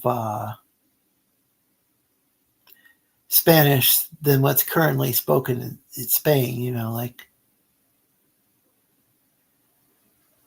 Yeah, it's just because you I guess you would have to really more do your research instead of just going just to like things like Wikipedia, because again, as I said, is that depending on where you go, you're gonna get some kind of slang of words here and there to may not work in one place is not necessarily going to work in another because it's spoken in 20 countries, but so and it says here Mexico, Colombia, Spain, Argentina, Peru, Venezuela, Chile, Guatemala, Ecuador, Bolivia, Colombia, Cuba, the Dominican Republic, Honduras, Paraguay, El Salvador, Nicaragua, Costa Rica, Panama, Uruguay, What you're saying is getting more and more Spanish. That's awesome. And have a good night, Caleb. Caleb's got to go to sleep. Puerto Rico. Okay. Yeah, I didn't mean to. I recognize that word. See, the thing is, it is spoken in other places, but again, as I said, you're gonna have to add like an asterisk to many of those countries because, again, as I said, is like although it's the official language, I say that there's going to be some words that mean different in various. Were you just listing off a bunch of countries that were Spanish, the official language? That's the official language, but it's more, as I said, it's more. It's like it's just giving you a general list of the countries, but it doesn't tell you exactly what their spoken version is because the version, like I said, the version here is different from the version in Mexico, and the version in Mexico could be different from the version in Spain. Because especially because remember I was telling you the one department store that had tried to have me talk to a bunch of people from Argentina that were having trouble talking to me too because I could my Spanish was different from their Spanish, and we were just kind of going back and forth. Yeah, you were working at a store or something, some sort of job. I was working in the men's department. And apparently, I was the only guy who spoke Spanish at that moment. Wait, was this the clothing place? Yes. Okay, and you were and I'm not naming them for reasons I don't want. That's fine. It doesn't matter. I'm not trying to dox you or dox the company or anything. I just was wondering if that was the same because you've talked about the.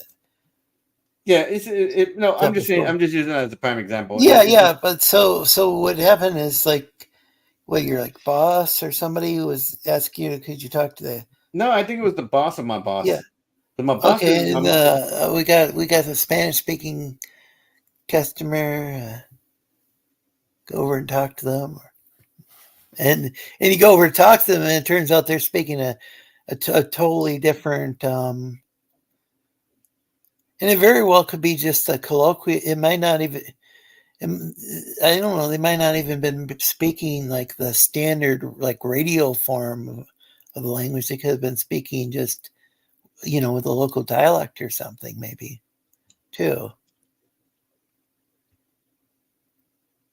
And it's just because I think the forms of Spanish spoke on the radio are likely to be more mutually comprehensible than how people might speak it at home or on, like I said, no one will be more racist to Mexicans to Mexicans than Mexicans, especially if you don't speak the language fluently. As far as to them, you're retarded. What I had read is there like I said earlier was sorry to repeat myself. There's said to be some villages where there's like offshoots of older versions of Spanish than currently spoken in Spain. That doesn't mean that everything about it is I guess I'm repeating myself, but there's things where it very well could have diverged from that old voice speaking because there's no way somebody's going to speak for maybe hundreds of years and keep things the same way. They're going to have to languages are going to change over time, and so. But I know with say Yiddish, that started off from Middle High German. And so it's in the standard German's based on modern High German, and so it is.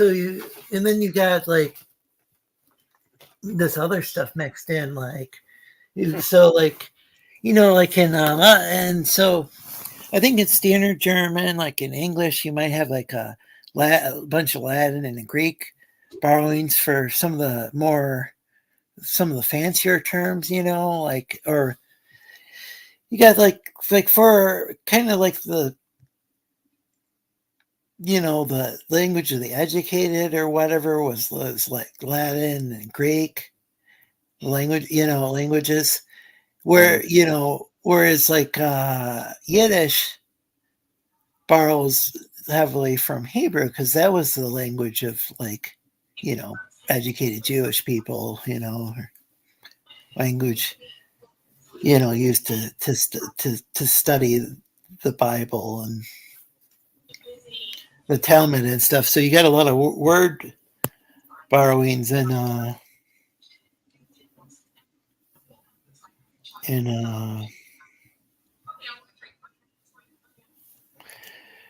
you get a lot of Hebrew word borrowings in Yiddish that you're not going to have in German. But then, of course, there were all these other like all these different, like say Slavic languages and different languages that Jewish people ran into when they were in Europe. Does anyone catch what I'm saying? Yeah. So it borrowed from like other languages, other European languages too, besides just like German. Besides just German and say like Hebrew word borrowings, Yiddish has borrowings from other languages. Thinking like maybe like some words from the Slavic languages, as far as maybe you might have like some Lithuanian or Romanian, or you're going to have some like say maybe Central and Eastern European word borrowings. I think.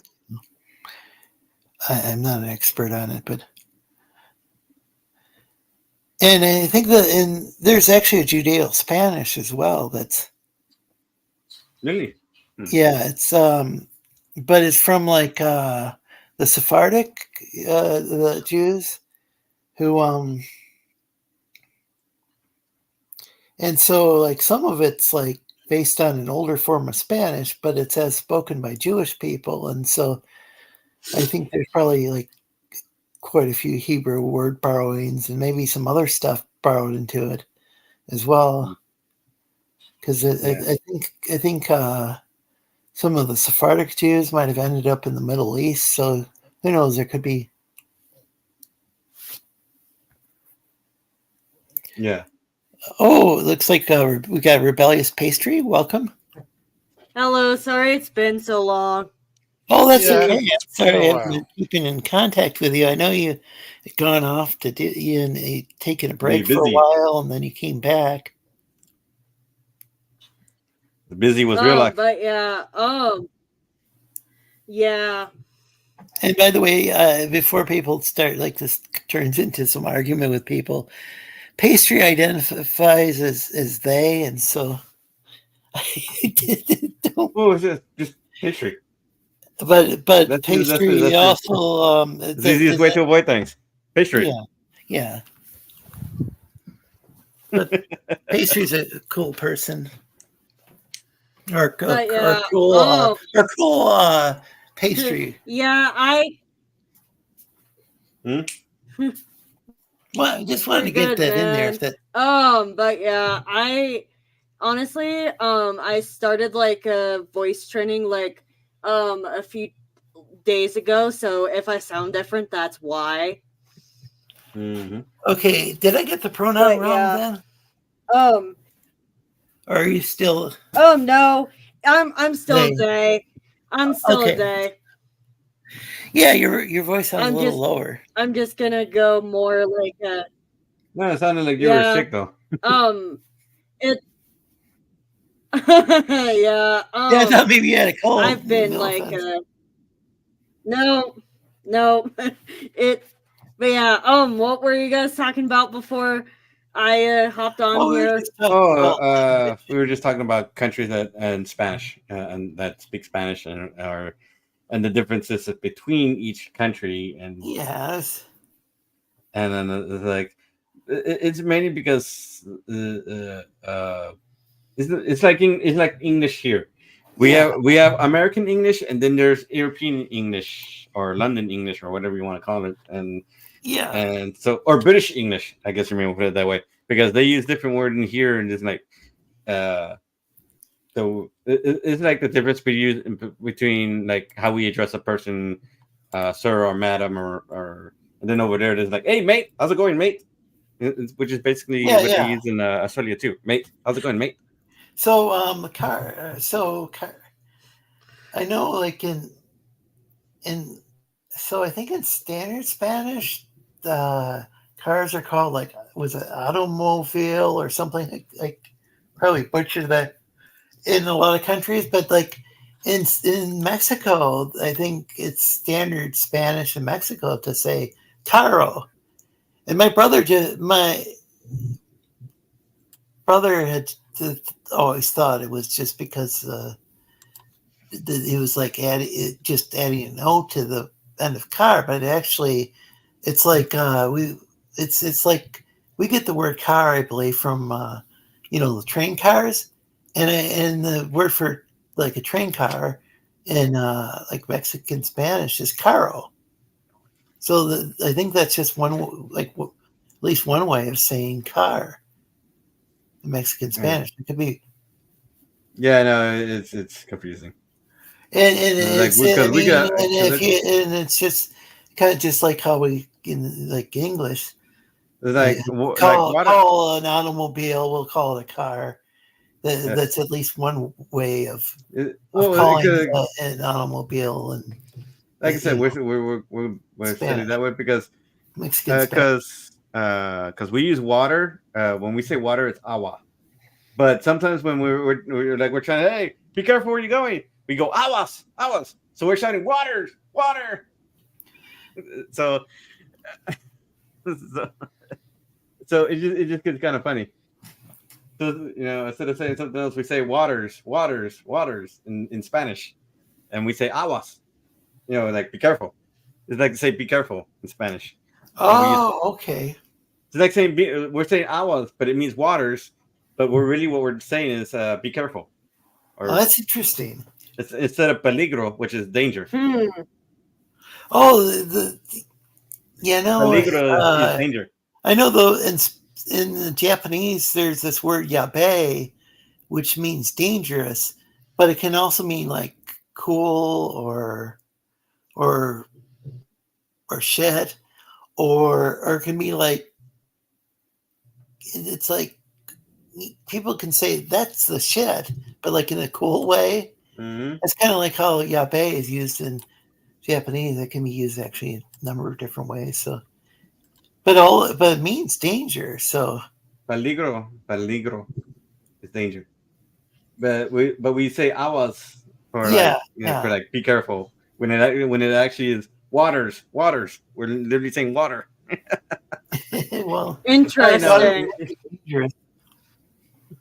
It's like I said, is that we use different words for different terms and different meanings, and so one word can mean 5 different things for some reason.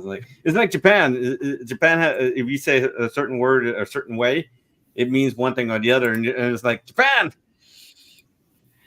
Yeah, I know different things. There's some sort of like because like one word there's like things. I think there's like a rising pitch and then a pitch that starts out high and low. There might be a third pitch. I can't remember.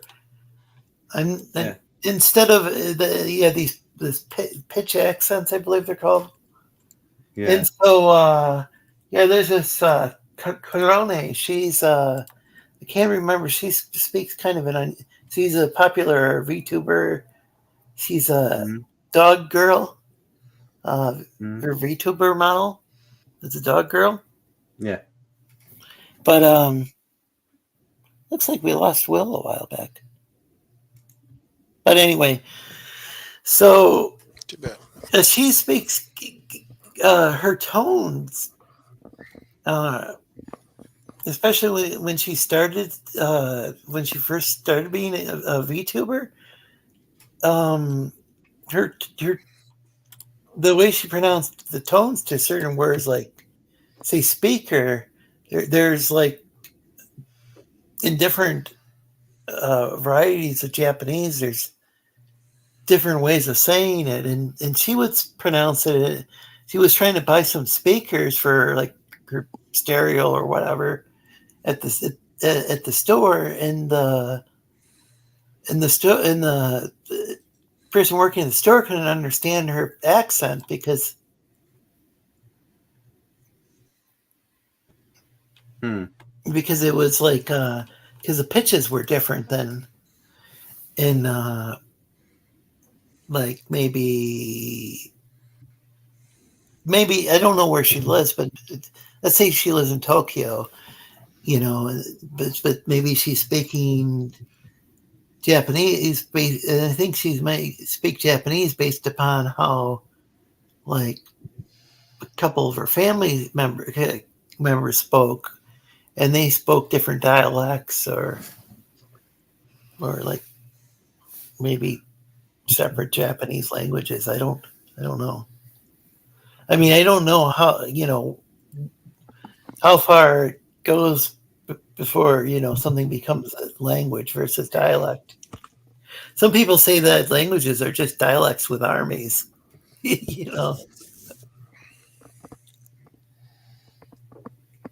There's a country right next to Romania.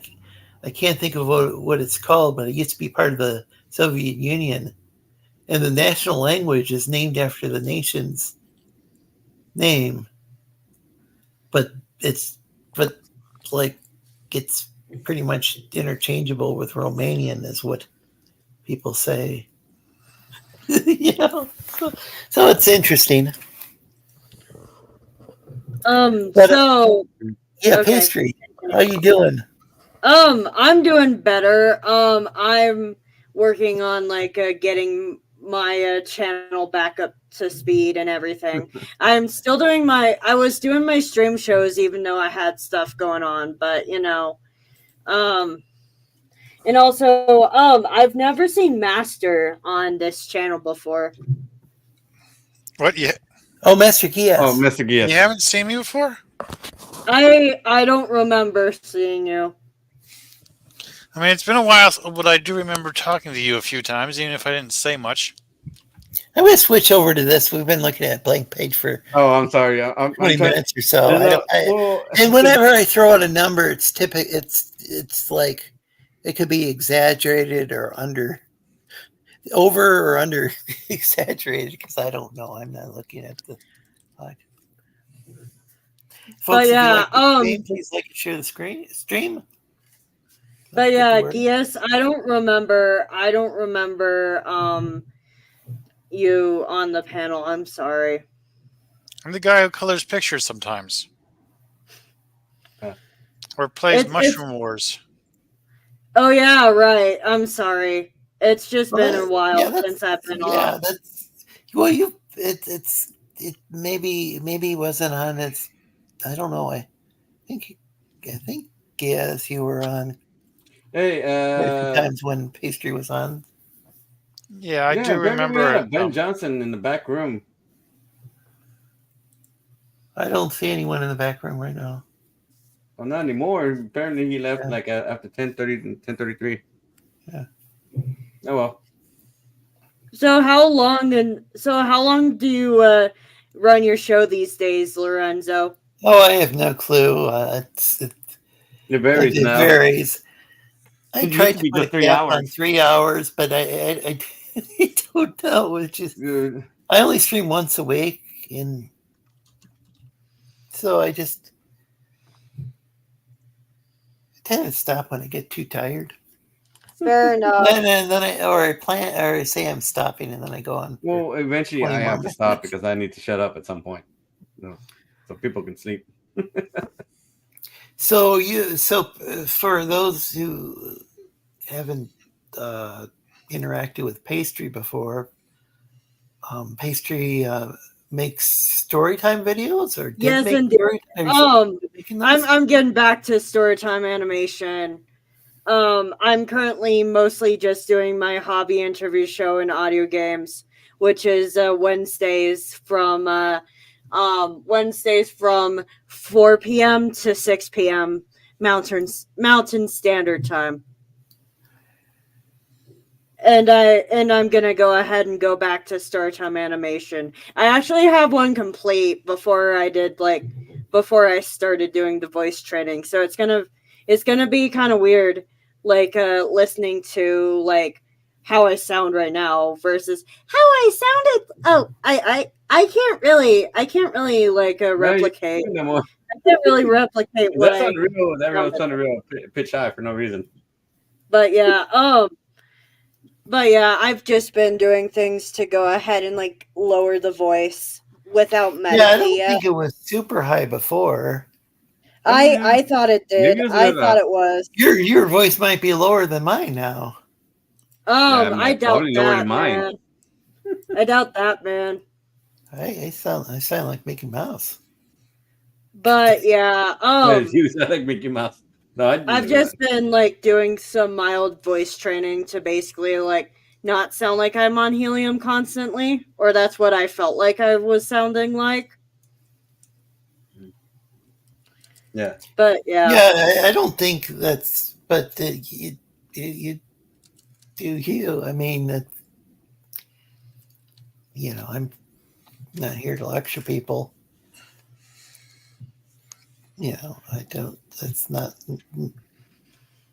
like. I just didn't think it sounded bad at all, but. Yeah, it's just that it just didn't sound like how I wanted it to, so Well, that could be. I'm sure that was. I'm pretty sure that would be disconcerting. So. What do you mean by disconcerting? Well, I mean, was that troubling? Because I don't know. I mean, I listened to myself and it's like, gosh, do I really sound like that? Yeah, it was just kind of hard to go ahead and constantly have like the high pitched like YouTuber-y type voice. Because it's just like I always had like the high pitched voice, and now I'm trying something different. It's still getting used to, but Yeah. And I have an announcement that I want to announce to my channel before I go ahead and announce it publicly to other channels, but I'll go ahead and send in the private chat. Okay. So, everybody, please keep this a secret. Yes, indeed. I wasn't paying attention, so it's a secret now. Well, they were going to put it in the private chat, though I haven't seen that yet. Oh, so I see Joker fan. Hold on. And Joker fan is Will from the Creator Outlet. He's Joker fan on Twitter. But yeah. Oh,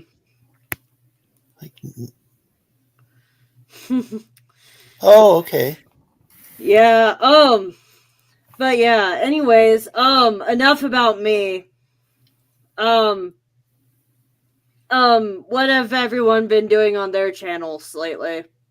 Oh, I haven't done anything with my channel in a long time. I'm probably thinking of starting it up again, but I was thinking of doing more of like correcting old work. And it's like, hey, this is my piece. I'm fixing it now, so now so I'm trying to make it look better. So kind of like an improvement page, improvement video stuff, I guess. That's good. So that's my idea. I don't think Giz has any kind of show, but I'm also working on my comics. So I'm about to. Giz was about to say something. Sorry, Giz, go ahead. I'm sorry. I'm sorry. I don't have a channel. I do have a DeviantArt page, and I'm planning on posting on there next week. I got a picture, some line art from Daniel. I'm going to color. Technically, you covered it with color, so. But yeah, he's got lots of like pictures of That's paperwork stuff. Yes, not Lorenzo was safe that for picture I work, posted in text channel, in text server on Discord. female drawings. So I'm not sure if you're really into that pastry. Yeah, it's a baroness getting a chocolate. It's as a present. It depends on if it's safe for work or not. Yeah, his stuff is a lot of his stuff definitely isn't safe for work. So well, everything is covered in this. Yeah, it's DeviantArt. But I'm They're still gonna not going. I'm still not going to show it here. yeah, that's probably for the best. Last time somebody totally got upset about. Yeah, didn't they write you a wall of text or something like that? And check out everybody's. And then I put my channel link up there. But yeah. Yeah, somebody got all. There's some people who. That's where some people are just so darn sensitive for no reason. Well, like for somebody, yeah. Oh, hey, Hamasiro, welcome. Always a pleasure to see you. If you got something to promote, please promote in chat. Any of you. I was gonna say any of you guys. I use the word "guys" as a gender neutral thing. Yeah, that's what I do too. Oh, okay. I don't know if this is like a northern thing or Midwestern thing, or if it's across. Maybe we should just use mates. M-A-T. Oh, yeah, that's. Hey, mate, how's it going? Yeah. That tends to be what my online best friend tends to refer to me as. Hey, mate. Mate. Good day, Your mate. online what? I'm sorry. So my online best friend tends to call me mate. Oh yeah. Okay. Yeah, I've got some friends who use that term. Typically, they live in the Commonwealth, in like say the UK or maybe Ireland or one of the Commonwealth countries. Canada, they don't really.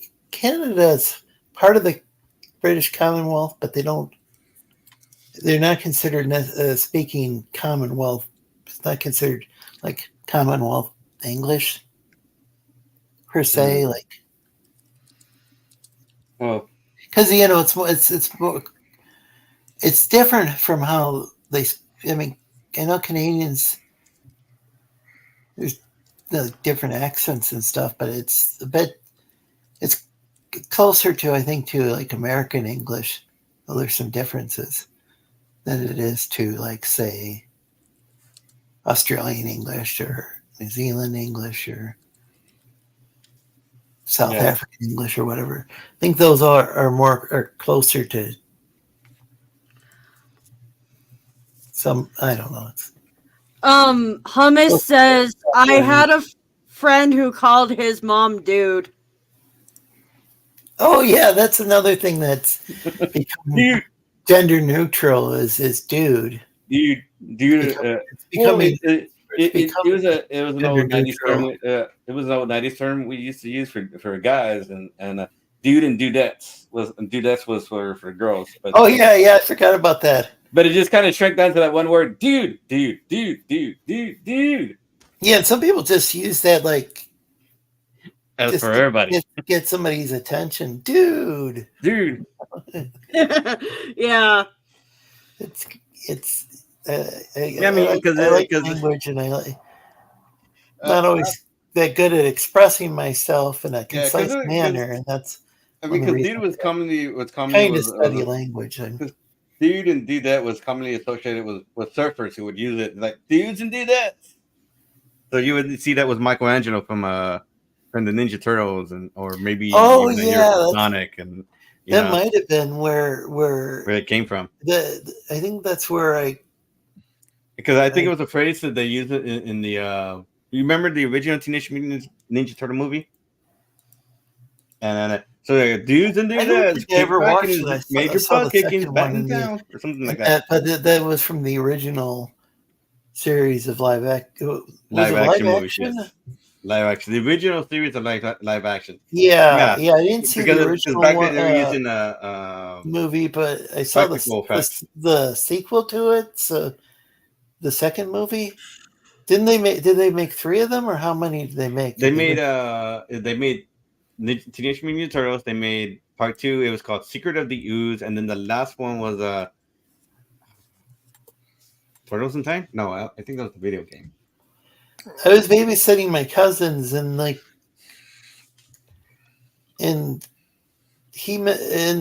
so the male cousin misunderstood me and thought that I said I already watched the first movie, and so I was asking about, what's going on here. It's like he was like, remember what happened in the previous movie, and yeah, no. And then after a while, I asked him, why do you keep asking me about this movie? And he was like, oh, I thought you said you watched it. It's like, oh, no, I didn't. So basically, it's just called. So I was a little confused about certain plot elements. So it doesn't. But I enjoyed watching that second movie. I like to watch all of them. Yeah, I mean, basically, the first one is Ninja Turtles 1, 2, and 3.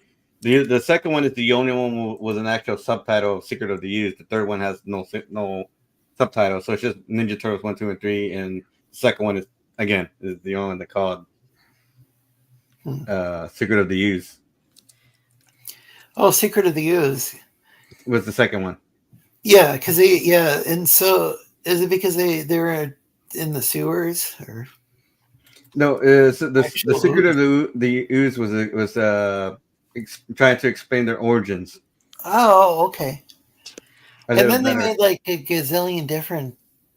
Hasn't there been like multiple live action turtle movies? There's only been the 3 new the 3 old ones. Then there's the two more recent ones from Michael Bay.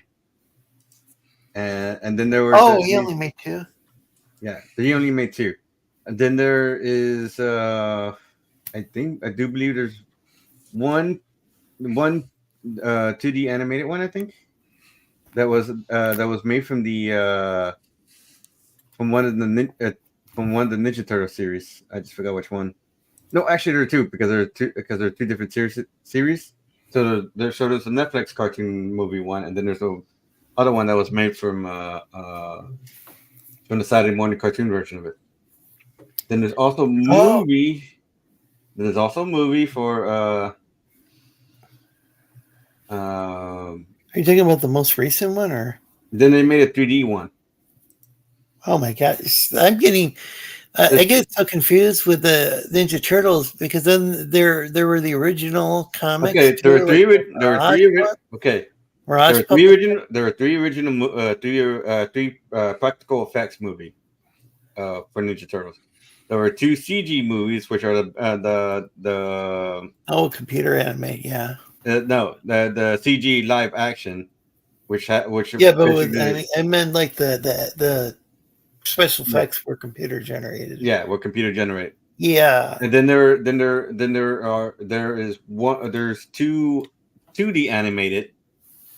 Cell shaded animated movies, and then there are 2 more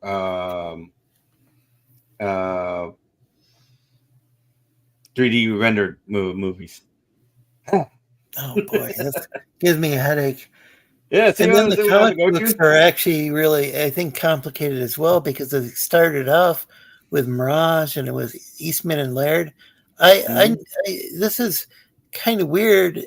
I'm not trying to flex. I knew the guy who introduced those 2 together. He was an indie comic creator himself. Actually, I take that back. There are 3 2D associated movies. When they have a Batman meets the Teenage Mutant Ninja Turtles. Oh, okay. There was this guy and I didn't know him in person. It was somebody I would occasionally message me, or I'd message him online, and so he went by the name either. I don't know how it would be pronounced. It's either Run Rut or Ren Ratier or something like that. But he sadly, I found out that he had passed away maybe a couple of years ago. But he had his own magazine out of I think it was New Hampshire. His own his own like underground comics magazine. And then what happened was trying to remember if it was I think it was Eastman went and approached him about being published, and I think Brian Turner was his name. I mean, like his real name. But what had happened was the publication had gone out of it stopped publishing, and so Eastman couldn't get it. Couldn't get his work published in this now defunct publication. So what Brian suggested was, there's this guy named what was it? Was it Kevin Eastman, and what was Laird's first name? What's Laird's first name? Anyway, Brian recommended the guys hook up, and they did, and they worked together and came out with the Teenage Mutant Ninja Turtles. Mm-hmm. Yeah, it's pretty interesting how a lot of the current stuff, just how it worked out. They went from like, oh, this is look at this little doodle I did. What you think? I think we can turn that into an idea, and then boom. Yeah, it was interesting because Brian was like, this guy's got, there's this other guy, and he's into similar stuff that you're into, and so he and they worked out for quite a few years. Now Eastman and Laird went their separate ways, is my understanding. Yeah, I could be wrong, or I don't know. Well, I mean, I don't know who's doing, like, say, the Last Ronin and this other stuff. They're all doing different things, because nobody wants to stay in the same. It's no longer being written by them. Yeah, everything stopped being them. So it's not. So anything and everything that's happened is because somebody else has done it, and some of it is good, and some of it is, God dang, what the heck were they thinking? Yeah. So Pastry. Oh yeah. Are you a fan of any of, like, the Ninja Turtles, or do you have any like cartoons that you really enjoyed? I haven't really been like watching many cartoons. Like when you were a kid, were there some? Oh yeah. Because we were talking about it earlier too. Yeah, because we were talking about stuff back when we were kids. Thundercats, Transformers.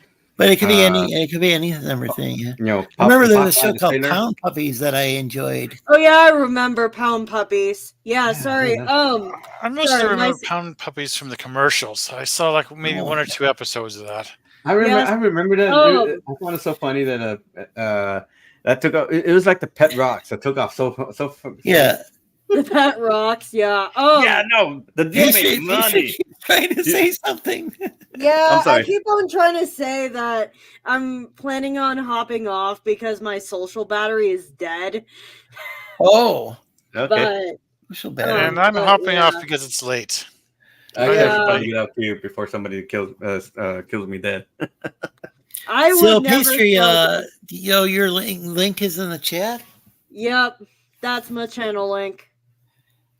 So maybe I should highlight you. All right. How can we find you?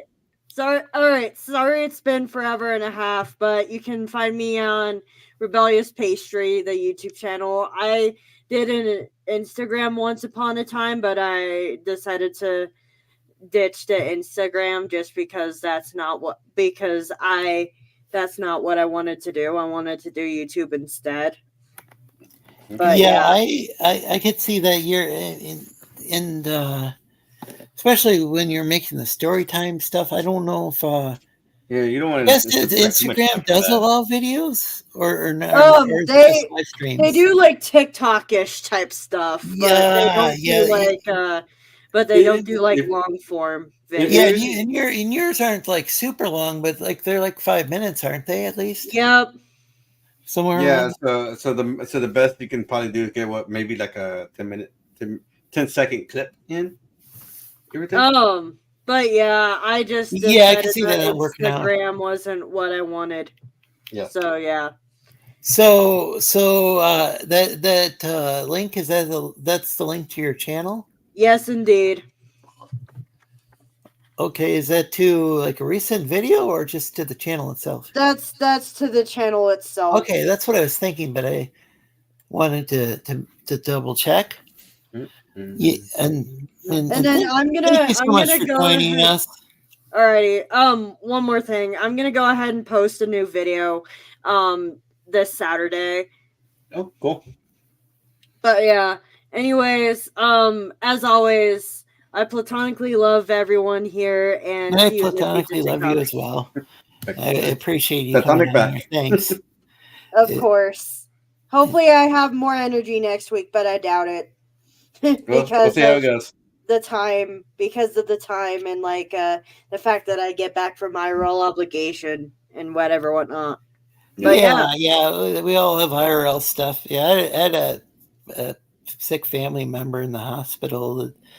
I mean, I was still going online doing stuff, but that definitely was a very stressful situation and involved some heavy duty obligations. Daniel. Yeah, you can find me at the Tech Corner on YouTube, Instagram, Twitter, and you can also find me on Twitter at Tier Comics, which is probably going to become the main Twitter for everything I do when it comes to the comic stuff and whatnot have you. So it may undergo a name change, so be aware that it may change. And the high tier. Yeah, you could also find me on DeviantArt under D Vega and which is the safe for work, and under MC Tech, which is the not safe for work stuff. And I'm telling you now, it is not safe for work. Don't go to that one and expecting to find butterflies and rainbows. I heard some of the characters. Yeah, because I've had somebody come back. Hey, what the hell? Yes, I heard some of them are naked. Yeah. There are plenty of safe for work channels where you can find rainbows. Well, I was making a joke. True. So was I. Yeah. Anyway, you can find me as Master Kios on DeviantArt. I posted the link in the chat. Good night, everybody. Good night, everybody. We need to work on the comedic timing. Yeah, I'm not the best at timing. And I guess I should Hang on. Do you have anything more to add? Nope. That's it. Nope. Okay, well, then I'm going to zoom in on myself. I'm Eros Lorenzo Sleestak. You can find me here most Thursday nights. Sometimes we take a break, but at 5 p.m. Pacific, 6 p.m. Mountain Time, Pastry Time, 7 p.m. Central, Texas time, Daniel's time. Texas time. Yeah, Texas time. And 8 p.m. Eastern Standard Time. We are the one. And then I believe in the Philippines, it's actually 9 a.m. Friday mornings because they're in the future. And I believe it's that same time in what was it? I think Perth, Australia, because I got some friends over there, and I've got some friends in different regions of Australia, and I don't know all their time zones, but I think I've given it enough time zones and exhausted. And 1 a.m. GMT, British time. So take care, everybody. And it's an open panel stream. And it's a variety show. Now, me saying it's open panel, that doesn't mean that every single person who wants to go on the stream is going. I reserve the right to be a dickhead and a knobhead, as they might say in the UK, and kick people. Good night, everybody, and or have a good day wherever whenever you are, wherever you are. Try to remember how Manny used to say it. Take care, folks.